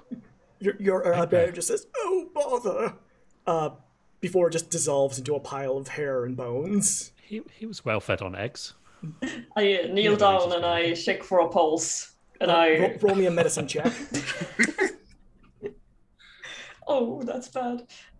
10. Oh, I've got some terrible news. This creature is barely alive. I rise up and I put a hand on Icewind Dave. My friend, there's no easy way to say this. But he's gone. I could do nothing more for this patience.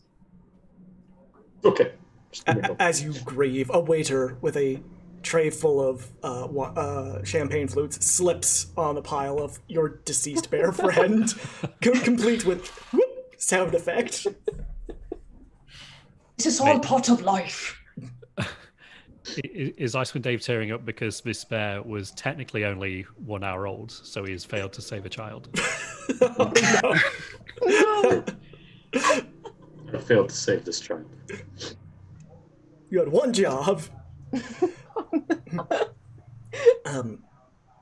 Another. I will live this grief for the rest of my life.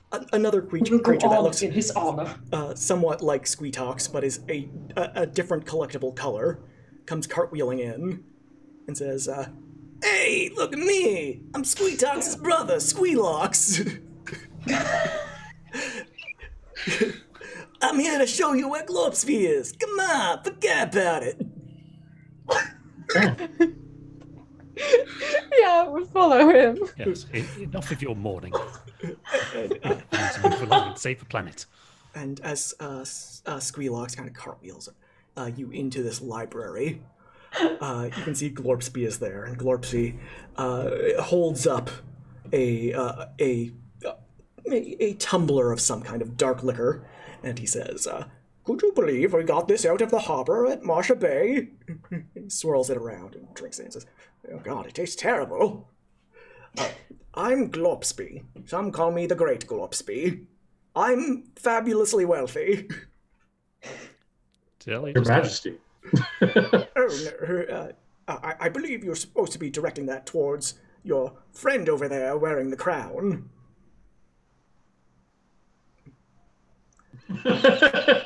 Just me looking over at you. That very tall... Oh, I think I'm mirrored on my screen, so I think I looked at your very tall friend over there. I've heard you are all hotshots at the Dragon Solitaire table. You somehow managed to pass the rules, which makes you one of the top players in all the sport. It is only our team spirit and all these things that we do together as friends. Yeah. And you must tell me, what planet are you from? Toril. Do not worry, we are just out of this world. He's about to All you destroy need to Toril. know.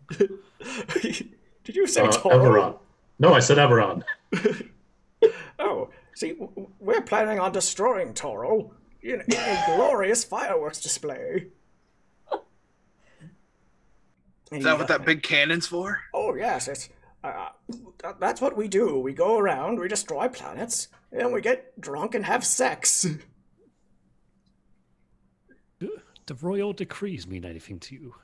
For instance, if I were to say, "Do not destroy our planet," I order it as a royal decree. Well, you see, normally I would, but, you know, then what would we watch as for having group sex?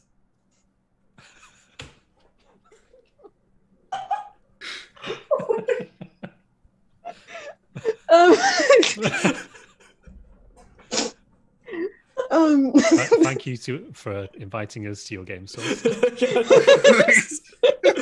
Hey, they mentioned orgies in an Avengers movie. I've got nothing to tell him. Like, Yeah, you know what? we just had the 4 episode with the last team. Now we've got My rule is nothing that you wouldn't see in a Marvel movie, and they mentioned orgies in Thor Ragnarok, therefore it's True, okay. They do. I don't know, man. Like a play or something. Like it seems a little like over the top to destroy a whole planet. Maybe a moon or something. And he pauses and looks and says, that you might have an idea there. But as he talks, you just hear from the doorway, "There won't be any group sex today." And it is Telpus Buttercup, holding a pair of nunchucks. Behind him are thugs of various species and races. Why is Talp an intergalactic cockblock? I never thought I would say this, but thank God Talpus is here. And it is here we will take our break. We are going to start the next draw. Why don't we? Which one is this for? That's the wrong. This one is for a custom Mercy Road Mimic Box and Critical Role inspired candles. The candle is courtesy of Rihanna Bear, and the awesome, cool custom Mimic Box, I've seen this thing, is by Darian B. I believe I'm pronouncing that incorrectly, but I made an effort. So, type exclamation point, gimme. Are you all right there? Sorry, I'm just reading the chat. Type exclamation point, gimme, to win this fabulous prize. We will be right back after this 10-minute break. Don't go anywhere, y'all. And music is a go. And everyone start waving. And bye, bye-bye. Oh my god.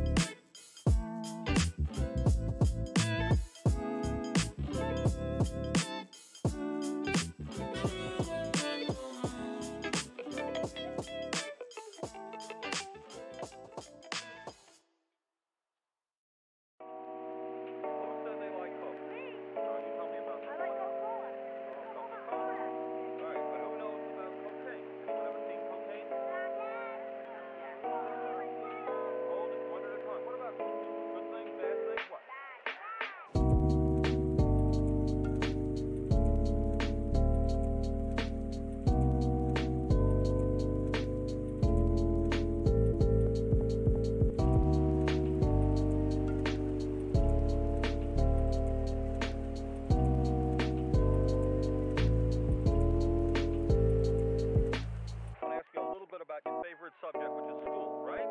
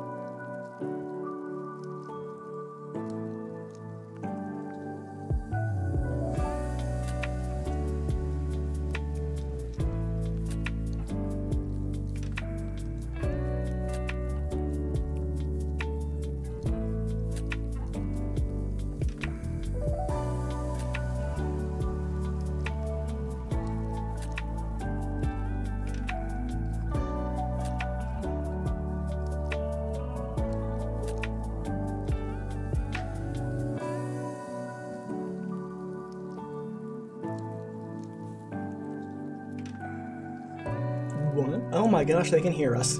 They can hear all the terrible things we're saying. Oh, hello everybody, we're back. They've been waving for 10 minutes straight. I've tried to stop them. My hands, they hurt. They overpowered me. How about, okay, we got that giveaway going.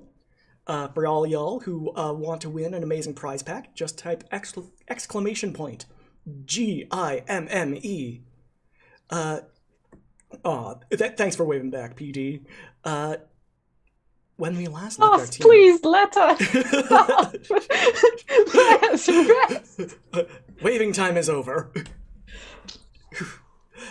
When we last left our team, they were speaking with the great Glorpsby, who intends to destroy the planet and then do some other extracurricular activities afterwards. What those could be, I never went into any detail. I don't know. But before they could talk Glorpsby out of his plan of destroying Toril, they were interrupted by Talpus Buttercup and his gang of ruffians. And Talpus... Call them the Scots. The Scott. Like, with two T's. They're all named Scott. They're all named Scott, yes. And Talpus Buttercup is kind of twirling his nunchucks around that he probably ordered online. Oh, more ninja. Yeah. Love it. And he says, your days of hustling Dragon Solitaire are over. Come now, we won fair and square.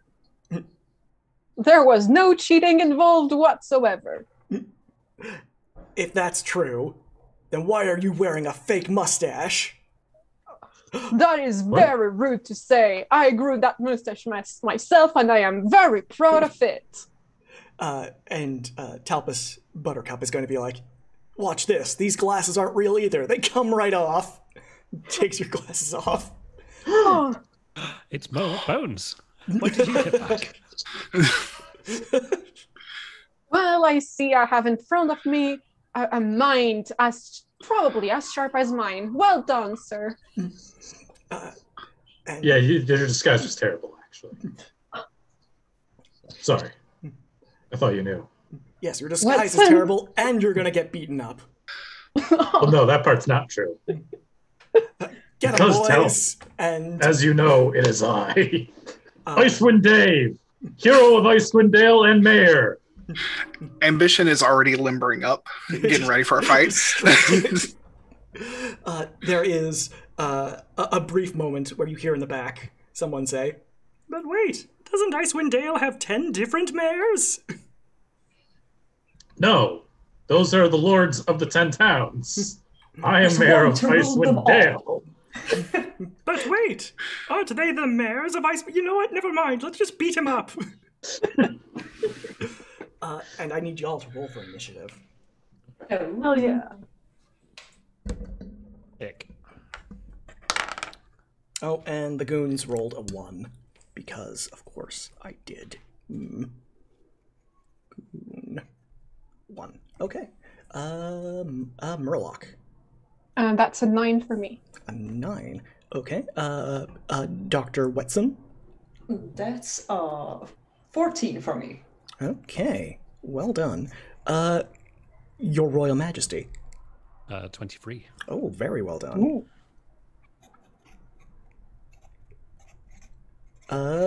Mr. Dave. I got 2. Well, you don't go last, so that's reassuring. Ambition. Ambition is going to tell King Cabold, after you, I got a 22. So. Oh, that's very polite of you. I was going to make you fight to the death. There might death. be room for 2 kings after all. And he looks at the crown that's still above your head with the green flames on it. Oh yeah, it's pretty sweet. As you're doing that, you notice one of the books catching on fire. Just behind you. Just pat it out. It's fine. All right, King Cabold. You are going first. Okay, well, this is going to be a fun little action. So the kobold unique thing they could do is grovel, cower, and beg. So he's going to kind of slink across the floor straight up to be like right up against Talbot's Buttercup, and just look up and say, I'm way in over my head. I pretended to be a king one day, and I just sort of got out of hand. I'm not even gold. I'm just copper with a bunch of boot polish on. Please, you've got to help. You've got to help." In a very low tone, so none of the party behind him, but he's just run away from the room. But you, until the end of my next turn, all of you get advantage on attack rolls against enemies within 10 feet of me that can see me. Should be everybody that just burst into our room. Oh, there is another roll on the Table of Chaos for Talbus Buttercup. Yes! Oh, golly. Let's see what happens. Talbus Buttercup looks at you for a moment, and then...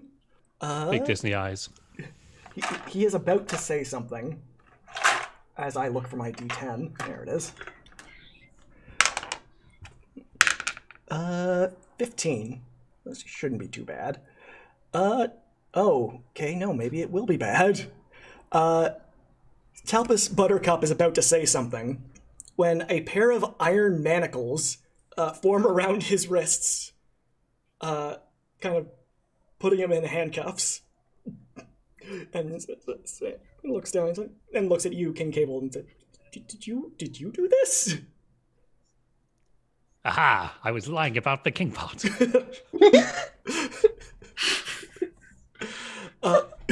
Just a quick glance back to the party to make sure no one heard his confession. All right. Ambition. It is. You are up. There are 5 goons. All right. So there's 5 goons in the room. Can I get to Talpus or any of the other big bads? You can get. Yeah. It is a rather small room, like maybe 30 feet. Okay. Well, I'm gonna try and punch Talpus in the face. So, okay. Going to make my first attack. That is a 15 to hit. That is a hit. Okay. And that will be for 8 bludgeoning damage. Mm-hmm. For my second attack, that was only a 9. I don't think that's going to hit. So You got advantage against him because my okay. is my cowering. Also, if you want to roll on the other attack just to see if you get a 20. Yeah, let's see. We'll roll that one. So did not get a 20. No. But I got a 23 to hit on the second attack. That is a solid hit. And that is going to be for 9 bludgeoning damage. Yep. And as my bonus action, flurry of blows. That is only a 10 to hit, though. That does not hit. Oh wait, no, advantage. Sorry, Oh, yeah. advantage. Yeah, 27, natural 20. So Yeah. Ooh. all right. Only for 11 bludgeoning damage. Okay. Poor Mr. Buttercup goes down. Ow. He didn't. My hands were bound. He didn't even get to use his pink and green nunchucks. Did you? Was this lethal damage or non-lethal damage? No, it would have been 100% non-lethal. Oh yeah, no. He is out like a light. Good, because we have to arrest him. Oh, thank you for the host, Indor. Then it is now Dr. Wetson. Whitson. Well, he's going to look around in the room and see that a battle is commencing. He's going to say, well then, I guess we're doing this. And he's going to pick up his cane and hold it in his hands and click a little button on it. And a little aim flicks up at one end and a trigger at the bottom. And Oh no. and it folds in a little bit on itself and it becomes a revolver. Because this is a monk with the gunner feet. This is a monk with a gun, ladies and gentlemen. You hear one of the thugs say, "Oh no, he's packing!" Don't worry, I'm a doctor. And he's gonna... I'm gonna roll my first attack, which is a 11 plus 6, 17? 17. Are you just attacking one of the thugs, right? Yeah, one of the thugs. Yep, that is a hit. That is a hit.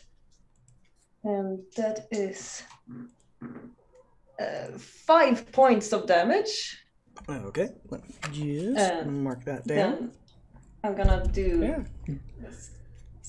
my second attack at the same guy. Mm-hmm. With with infused. Oh shit! Hold on. With key fueled attack. To spend 1 key point to do another weapon attack. By all means. That is a 18 plus. Yeah. Yeah, an 18 plus, yeah, hits. Okay. And that is that is 10 points of damage. Well done. He is still up. Oh god. I guess as my extra attack I shoot again. Stop shooting me! Stay down! Stay down! He shoots one and is about to turn to another target but looks over and sees that it's still up, so he shoots again, about to turn around to the next target but this is still up. Shoots one last time. This is a 12 plus 6, 18. And that is a hit. And that is 7 points of damage. Okay, he is no longer up. Not lethal though. Yes. You shot him you shot him in the leg. Yes. He's like, my dancing career. Oh, no. He's clutching. Normally, shooting somebody is almost certainly lethal. because of your because of your doctor skills, though you managed to shoot him, avoiding major arteries in the leg. Though he does complain that he will never dance again. Do not worry, the medical field is having revolutions every day. That is cold comfort. And next up is Murloc. I will give a nod of approval at King Cawold, whose clever ruse gives all advantage during this fight. Mm-hmm. Clearly, this was a brilliant stratagem. But you did not, yeah? No, but whatever you did, it was incredibly clever and it worked very well. So I am impressed by your wit. And I will stick my rapier in my tongue and I will do a flip and my tongue will lash out around me. And I will attack one of the goons. And I believe because I am a rogue and I have advantage, I can do sneak attack. That is correct. Okay, so would a blah blah blah does a 15 hit? 15 does hit. Wonderful. They will get 7 plus 1, 2, 3. 7 plus 12 is 19. 19 points of damage? Yeah. He is still up. Ah, gosh darn it. He is not looking too good. He is clutching his side as you as your tongue sword whips out, and it hits him, and he's just like, "Oh God, my wife and kids! Tell them I love them." I would tell him it's non-lethal, but obviously my mouth is a little full at the moment. Don't worry, it's not lethal. I can't understand what you're saying. Why are you mocking me? And that is all I can do. Okay, Mr. Dave. All right. How many guys are left right now? Because it sounds like there are 4 guys left. 4 guys left. Oh, okay. So I'm gonna charge upwards like Iron Man, and then punch one of the bad guys with my thunder fists. Hey, that's patent pending. Oh, okay, but it's in the book. All right, and that is 23 to hit. 23 hits. Sorry, what was that, John? Oh, sorry, just reminding advantage. Looked like you. Oh, yeah. Oh, I guess I could try rolling again. That was in the lower number, so I didn't crit. And are you attacking just any old thug, or are you aiming for the one that Murloc attacked? I'm a different one from Murloc's, yeah. And my fist only did 6 damage there. That wasn't so bad, he says as you... And then my second attack. Oh, Duke's mom just donated $15. She randomly picked Kriz to roll on the Table of Chaos. Oh, no. Thanks, Duke's mom. Thanks, Duke's mom. If you really are Duke's mom and this wasn't just a joke. Regardless, thank you for helping children. As your fist, before your fist hits, I need you to roll that D percentile. Oh, no. Time slows. No, seriously, it was Duke's mom. Okay, thanks, Duke's mom. Thank you. Okay, 62. Okay, 62. Okay.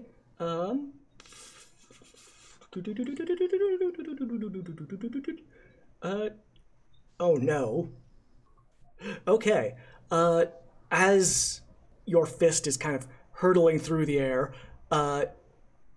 before you hit, the goon in front of you momentarily turns into an illusory version of yourself. And he just issues this dire warning, saying, "The Mercy Mantle is in possession of a familiar face," before you kind of land this punch against this thug. Oh, it's me! Punch harder! It's one of the other mayors. So I did roll an 18 to hit. That is a hit. And for the damage, another 6. What the heck? Okay. Okay. So that's 12 damage in a total. Did you roll with advantage on that attack? Yes, I rolled 113. Cool beans. So there are 4 thugs that are still up. They're not going to attack King K-Bold, but one of them is going to attack each of you. They are just... one of them just is about to hit King K-Bold, but they're like, man, that groveling was just so pathetic. You got it hard enough as it is. And instead they flip you a gold coin. But Mr. Bones... Yeah.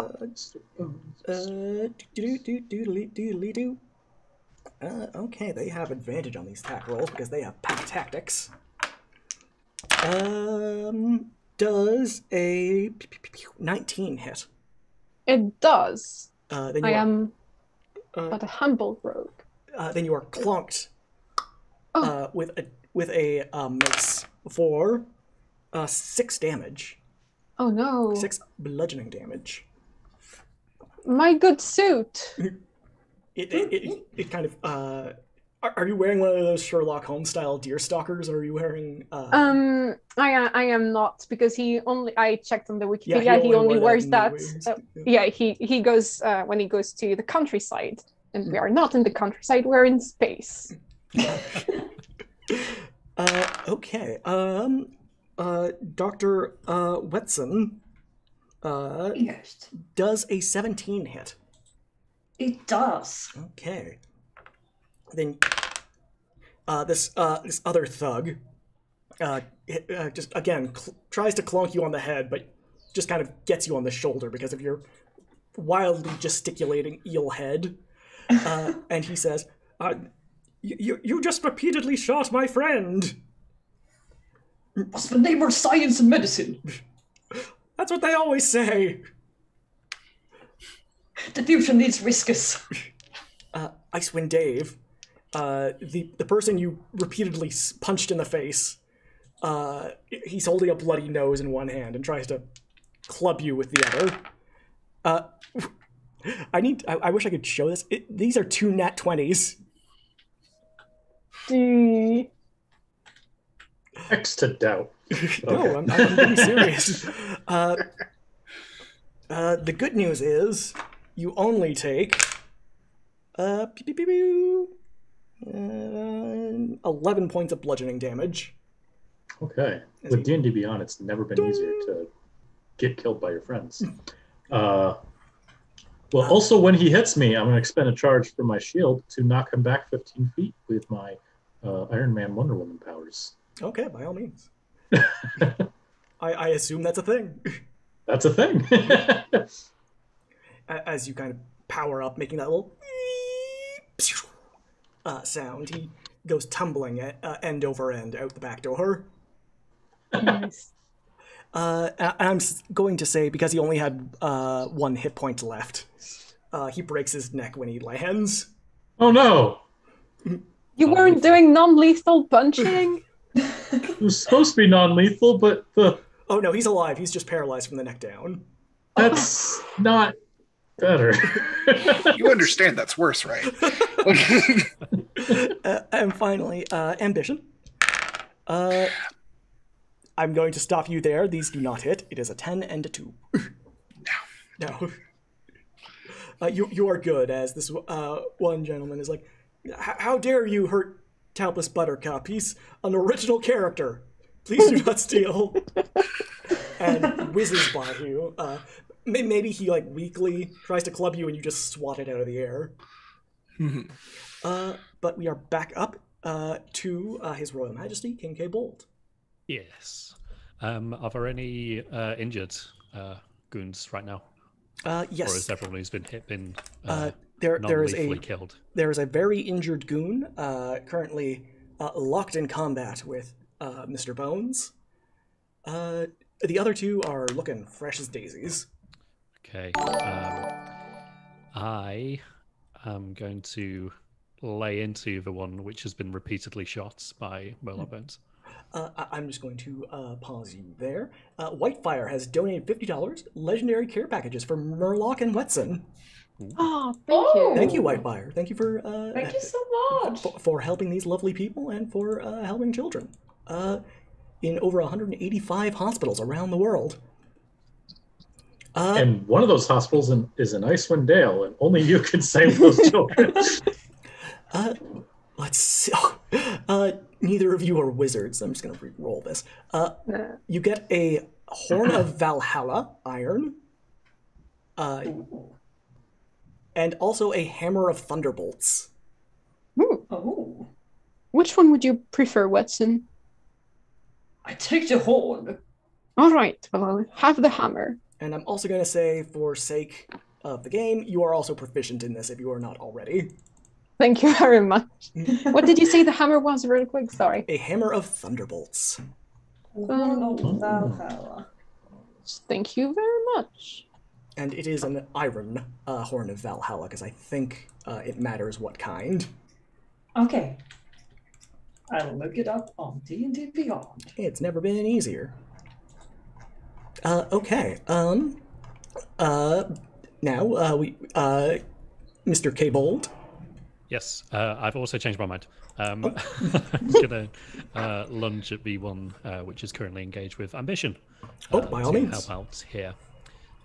So I can use Pack Tactics and get advantage on these rolls. So from underneath the stole come two short swords, which have clearly been spray painted gold, and the gems on them are just sweet wrappers which have been glued on. And it's going to lash out with one of the short swords. 18 plus.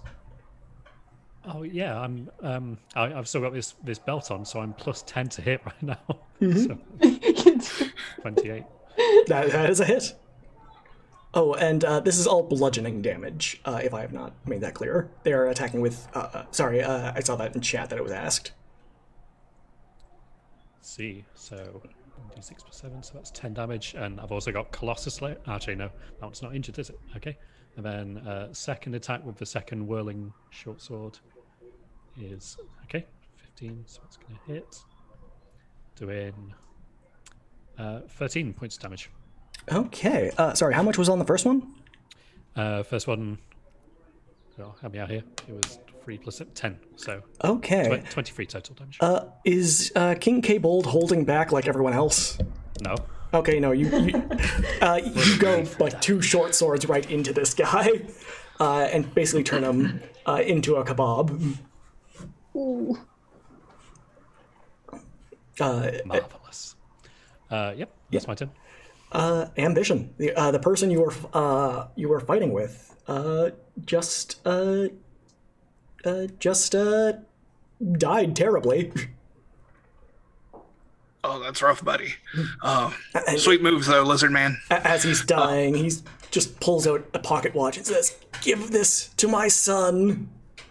Before I don't know your son. I don't want to. Ambition's gonna be like, I guess I'm responsible for this pocket watch now, and puts it in his pocket, of which he has many. And who else is up in this room right now? Oh, we just got an anonymous $40 donation with DM's choice. I think that'll be probably 2 rolls on the Table of Chaos, and then a common gift for Ambition, since I'm interrupting them right now. So let me just... you get a Cloak of Billowing. Oh, hell yeah. Ooh. Oh, they are gonna look so cool. And we are now over 1K. Already? Already. That's Amazing. Thank you, everyone in the community, so much for all of your help. This is going towards Child's Play. It provides toys and games for children in hospitals and shelters. So thank you very much for all your help. Now, sorry, Ambition. So with the glowing crown and a cloak of billowing, Oh, yeah, I feel like you look awesome. like Aang in that like weapon store in Avatar: The Last Airbender, and he just has all this.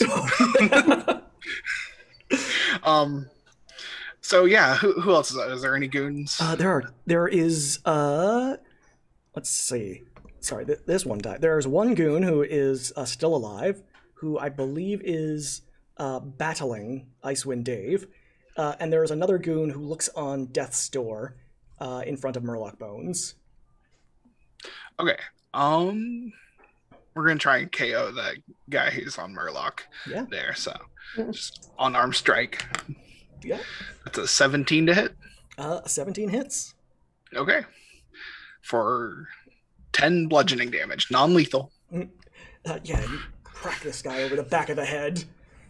And he falls into Murloc Bones' arms, very dramatically, like, oh.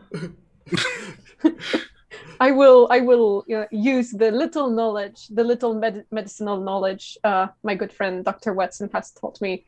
I'll check for a pulse. Oh yeah, no, he's fine. Thank God he is alive. He's like, I'm not actually that hurt.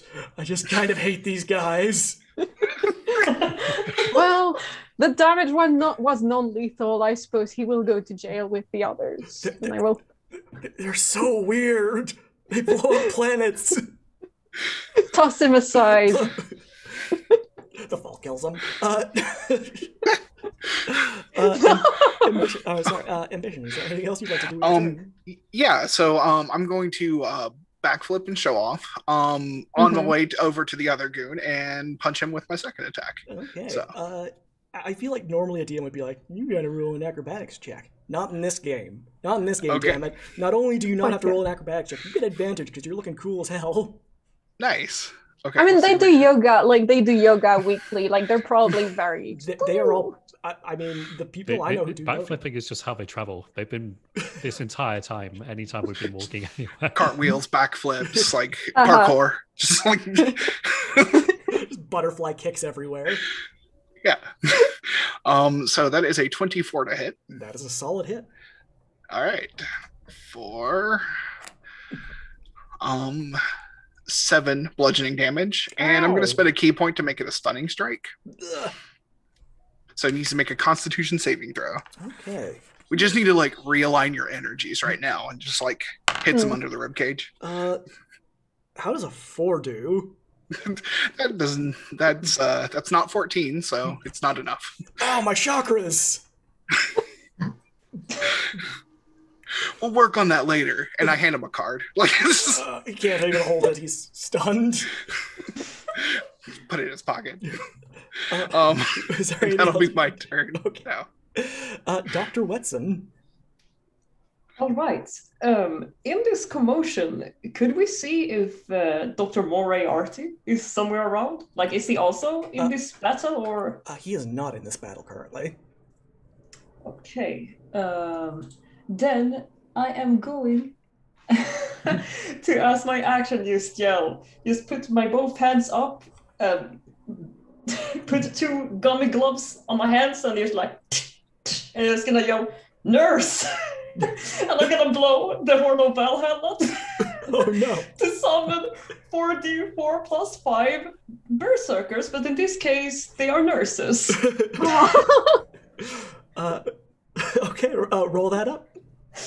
Okay, that is 3, 6, plus 4, plus 1. So that is, let's see, 4 plus 6 plus 1 is equals 11, plus 5, 16 nurses. Okay, can you describe how these nurses look? Because, like, you've got, like, traditional nurses that are just wearing scrubs, but then you've also got, like, crazy Silent Hill nurses. Or... Yeah. No, these kind of look like... They are also fish. They kind of look like since there are so many of them, they look like these species that swim in stims. Oh yeah, yeah. And they all have these classical, like, white robes with a little red cross. But instead of a cross, it is a red trident against a white background. Oh, crossed tridents, like yeah. And they all have that little hat as well with the red trident up on it as well. And I'm also picturing them being like insanely buff, if that's all right. Absolutely, like, absolutely. Incredibly muscular, like almost like flexing out of their uniforms, and they just look to Dr. Watt. There is a fish pun with this and Valkyrie in it somewhere. I just know it, but Dr. Wetson, they look to you, then look to the one remaining goon, and say, "Time to provide some urgent care." And in honor of DMX, rest in peace, X gonna give it to you starts playing. As the 16 nurses surround this one remaining goon, and just start pummeling the crap out of him. I'm going to say, "Nurse, no, this is not what we're here for. We are here for the sake of the children and for their future." They stop beating up the goon. And they're holding him up. This poor goon is just like both eyes are swollen shut. Nose is broken. Like, okay. "We're here to proclaim a big donation for the hospital in Icewind Dale. And it's over there." And I'm going to point with my staff over to the Pharaoh's treasure. Oh, yeah. And they nod their heads and they say, "It's for the children." For the children. For the children. And the future doctors are tomorrow. And they just storm into the gallery, just kind of swiping up all the treasure. And you are now out of initiative. We won! Elliot, to answer your question in chat, King Cabold could use his cloak or his flying carpet as a cloak of billowing. It is still shaped like a heart. I mean, it's cute, you know. Yeah. Were he so inclined. Put it underneath the cape so it just kind of holds it. So it hovers too. Okay. Glorpspeak kind of. Oh yeah, he's here. He's been here this whole time. He's like, "What's going on? Why are you fighting here?" Hang on a moment. Why did we fight then? They were going to stop this guy. They were going to stop this guy having fun. He was about to blow up a planet, and we just hated him. Tell me, my good royal friend, how much time do we have before the planet explodes? I believe we have precisely 34 minutes. We might have wasted some time destroying this nemesis. Well, I suppose it was for the greater good. He is a nefarious eel that you speak of. Perhaps he is the one behind the destruction of my kingdom. He is known for making a lot of terrible weapons, poisonous gases, and inventing all kinds of dangerous items, using the electricity of the sky and more also. Oh, Rush Dark Shadow, thank you for the raid with a party of 3. Welcome. Well, we should probably stop that weapon from destroying Toru. And we'll come back for you, Glorpspeed. We'll come back. And your sex crimes. Glorpspeed's just like, look, I'm just doing it to impress this girl. Really, I'm terribly poor. Buddy, there's a better way. You gotta first just tell her how you feel. And if blowing up planets is what's gonna take to impress, you don't want to be with a girl like that. Come on, buddy. Do I do a persuasion check? Or... Yeah, by all means. Nat 20. Oh my god, I've wasted my life throwing parties and having group sex with strangers. Yeah, also lay off on that. You know, that's a little weird, but At least use protection. right. He just starts sobbing into your chest plate, Icewind Dave. Okay, be careful. Sometimes it goes off and launches people 15 feet away. Roll me a D percentile.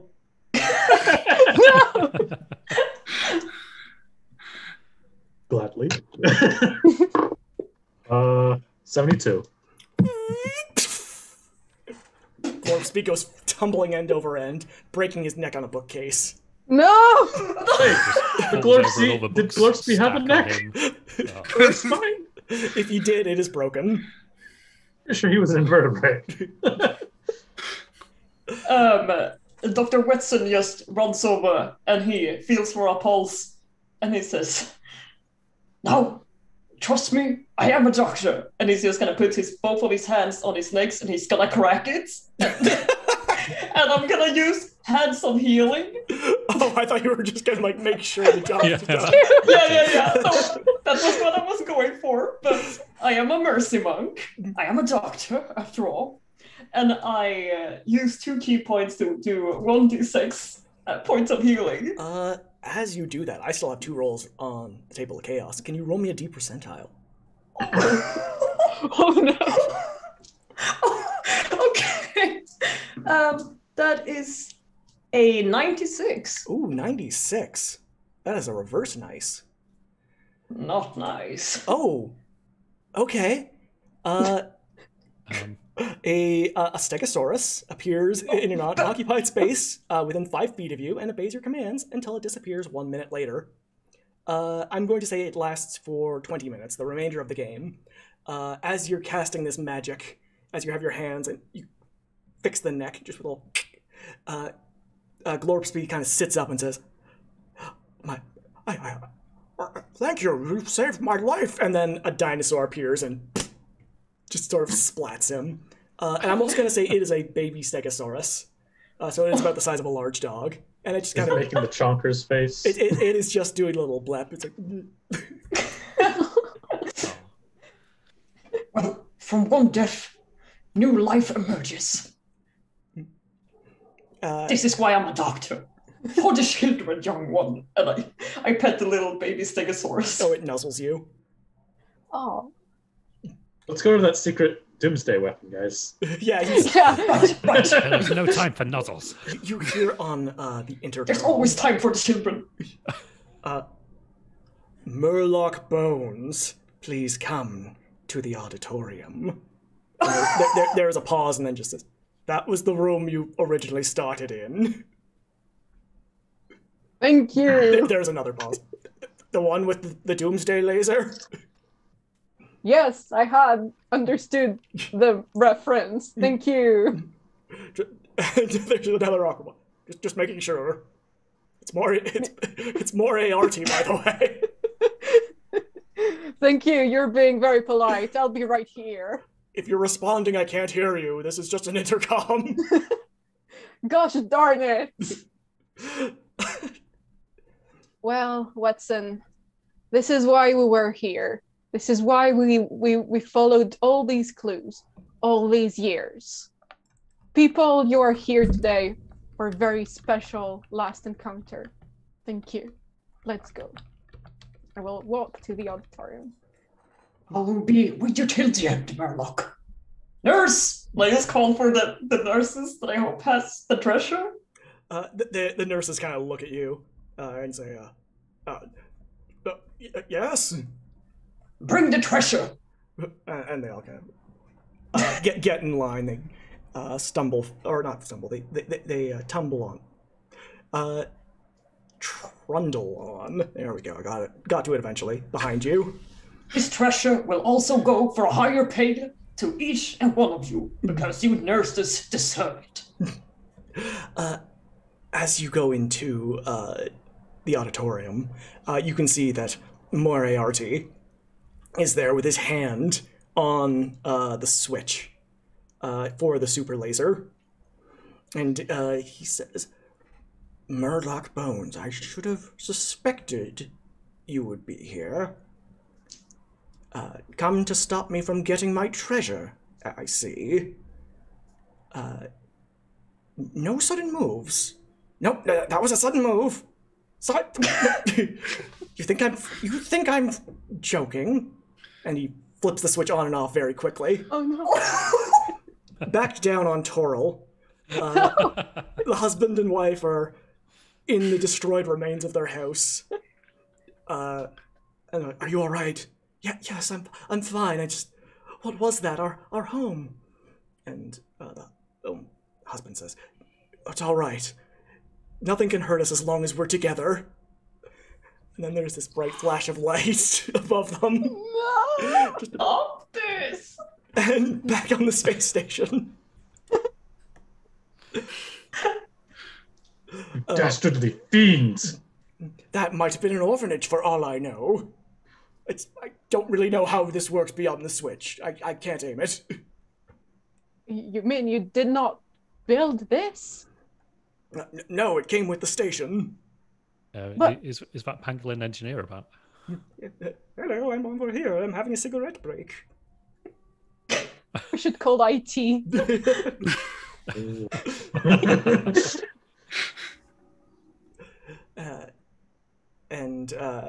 Just with his hand still on the switch, he's going to... Moray RT says, now put down the treasure and move near that precarious waterfall. Murloc Bones.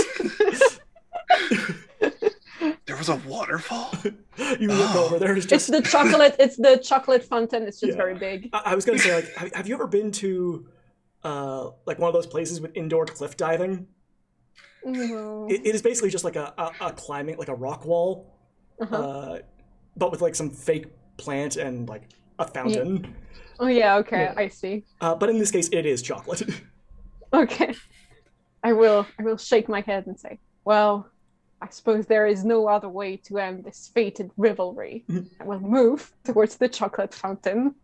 Okay, you just stand there precariously on the edge. Uh-huh. No, all of you. Will scouts... you join me anytime? Yeah. Roll me a persuasion check. Okay. Could I make that an intimidation if I scowl a little? Phrase it like it's an intimidation. Join me, you coward. You have enough henchmen to pull this lever yourself. Actually, you knocked them all out. I came here very ill-prepared. There's still this little pangolin on the cigarette break. What did you roll? I didn't roll anything. I was waiting for you to tell me whether I could use intimidation. By all means. It is a 17 plus 8, so 25. Okay, very well. Scouts honor, none of you touch this dial while I'm up there. Promise. Promise. And he kind of goes up there, up to the top of the chocolate waterfall. Whereupon he pulls out a small pistol. Oh. What are you going to do now, Murloc Bones? You're up here on a precarious waterfall. Oh no! Whatever shall I do? And I'm going to get the pistol out of his hands with my tongue. Okay. And then if I can do that. Yeah. Either sleight of hand or athletics. I will leave it up to your discretion. That's gonna be athletics. Okay, you are grappling with him over this pistol, on this precarious chocolate-soaked edge. That is a 14. Okay, I'm gonna. Okay, Moriarty tumbles down, but he is holding on to your tongue. What then? Please, destroy this thing! I've got him! Murloc, your tongue! It's okay, it's for the children! Oh, Watson, you go save your friends. I know exactly how to take care of this cannon. Icewind. And I run up, and I look down at Moriarty, and I shoot him 3 times. Oh God, How did you know? Bullets are very painful. And he goes falling into the chocolate waterfall, where he lands with a splash. I know this should have maybe ended in a different way, but goddammit, I will never lose my best friend. Okay, Icewind Dave, what were you planning to do? I'm gonna fire that Spear of Annihilation at the cannon. Okay, as you activate it, for my own sake, it is shaped like a Pokeball. Of course. And as you throw it, it opens endless up. void. Opens up to nothingness. To nothing, and it just starts drawing matter into it. And it is at this moment a portal appears across from where the rapidly growing black hole is forming. And before y'all can do anything, I'm going to do my last roll on the Table of Chaos. Oh. I'm going to be trying to load all the nurses onto the heart-shaped flying carpet, Makes so sense. they and the treasure can kind of just be expedited through that. Let's see. Ambition, you rolled the first one, so why don't you see us out and roll what I think is probably going to be the last chaos roll for the night, or for this game. Okay. Let's do it. For the night. For the night, no more donations. 77. Oh, nice. That is a An good angelic number. number. Yeah, exactly. You suddenly transform into a gaseous cloud. Oh, Man, I'm just. Aaron, you just donated $15, so I'm assuming that's another roll on the Table of Chaos. I spoke too soon. John. Oh, and Zen Levity also donated $15.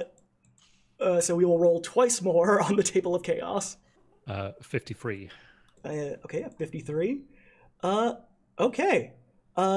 A griffin appears, swoops in, picks up the Stegosaurus, and goes through the portal. Yay! And Chris, if you would be so kind. D percentile? 15. 15. Oh no. You feel ill and are poisoned until the end of your next turn. Oh, it must have been that Klingon. Golly. As I run up to him and I punch him in the stomach and I use Hands of Harm to end poisoning. as you purge the poison out of Icewind Dave, the portal continues to kind of grow in size, almost in proportion to the swirling black hole that was once this part of the space station. Do you enter this portal, or do you want to stay behind and get reduced to... And be I'm gonna jump in the portal. yeah. Yeah, jump in the portal. Carpet's on its way with the treasure. And all of the berserker nurse, one of the berserker nurses picks you up, King Cabold. unhand me at once. This is not a kingly way to travel. They ignore your pleas as you are all hurried out, tumbling end over end, once more through the kaleidoscope of color and space. Back at the cask half empty, where Edric Addington is waiting for you with Pharaoh Kaba. And Pharaoh Kaba says, "Well, you seem to have gotten my treasure. I can return to my aeons of slumber." And there is another moment where you hear, "Wait for me!" And Talpus Buttercup comes tumbling out of the portal, still in manacles. And Addington says, "Talpus Buttercup, we meet again. I'll be keeping an eye on this one for you." He must be arrested and placed in a jail in Icewind Dale for poisoning the children. In Icewind Jail. In Icewind Jail. Yay! And Addington says, for your efforts, 500 gold that you can bring to any adventure, should you be in other campaigns. And feel free to keep any of those amazing magical items that you came across. Of course. And you have my thanks, brave adventurers and kings. He gives a deep bow, especially to you, King K-Bold. We ever wanted. And that is where we will end this adventure for tonight. Hey. Because we have another adventure in 15 minutes. Yeah. Hey guys, I don't think he's a real king. But why don't Freeze we pick a winner for our giveaway? Yeah. And the winner is potassium nitrate. Holy shit, Holly! Holly, if you are in chat, say something. But it looks like you just won the custom Mercy Road Mimic Box and the Critical Role inspired candles, as well as some other goodies. And also, Congratulations! oh, thank you for the host, Loridor GM. Catherine Venues, thank you for the follow. We will be back in 15 minutes. Thank you to all of you adventurers who joined me. This was a lot of fun. Thank you for joining me for the chaos. Until then, don't go anywhere. We will be back in 15 minutes with more adventures. Can I quickly add something before we leave? Oh yeah, go now. Oh yeah, sorry. Plugs. If you want to plug your work, plug whatever. It's not necessarily a plug, but if you have donated $50 or more, you can send me a message either on Discord or on Twitter at The Nothing Maker, and you can be entered in a raffle to win a drawing of a character of your choice done by me. So don't hesitate if that's something you would be interested in. And thank you for your donations. If you are not familiar with Elliot's work, he is an amazing artist. You can check the link in !Team2, and you can see what you could possibly win. It is amazing work. Yeah, he's so great. His traditional work is to die for. It is always breathtaking. Did anybody have anything else they wanted to plug? No. Chris streams. Go follow Chris. It's true. And No, I'm a very lame person. You don't want to follow. no, he's very interesting. And we will be back in 15 minutes. Don't go anywhere, or just go to the washroom and grab a friend. Don't grab a friend in the washroom. Bye, everybody. Bye. Bye.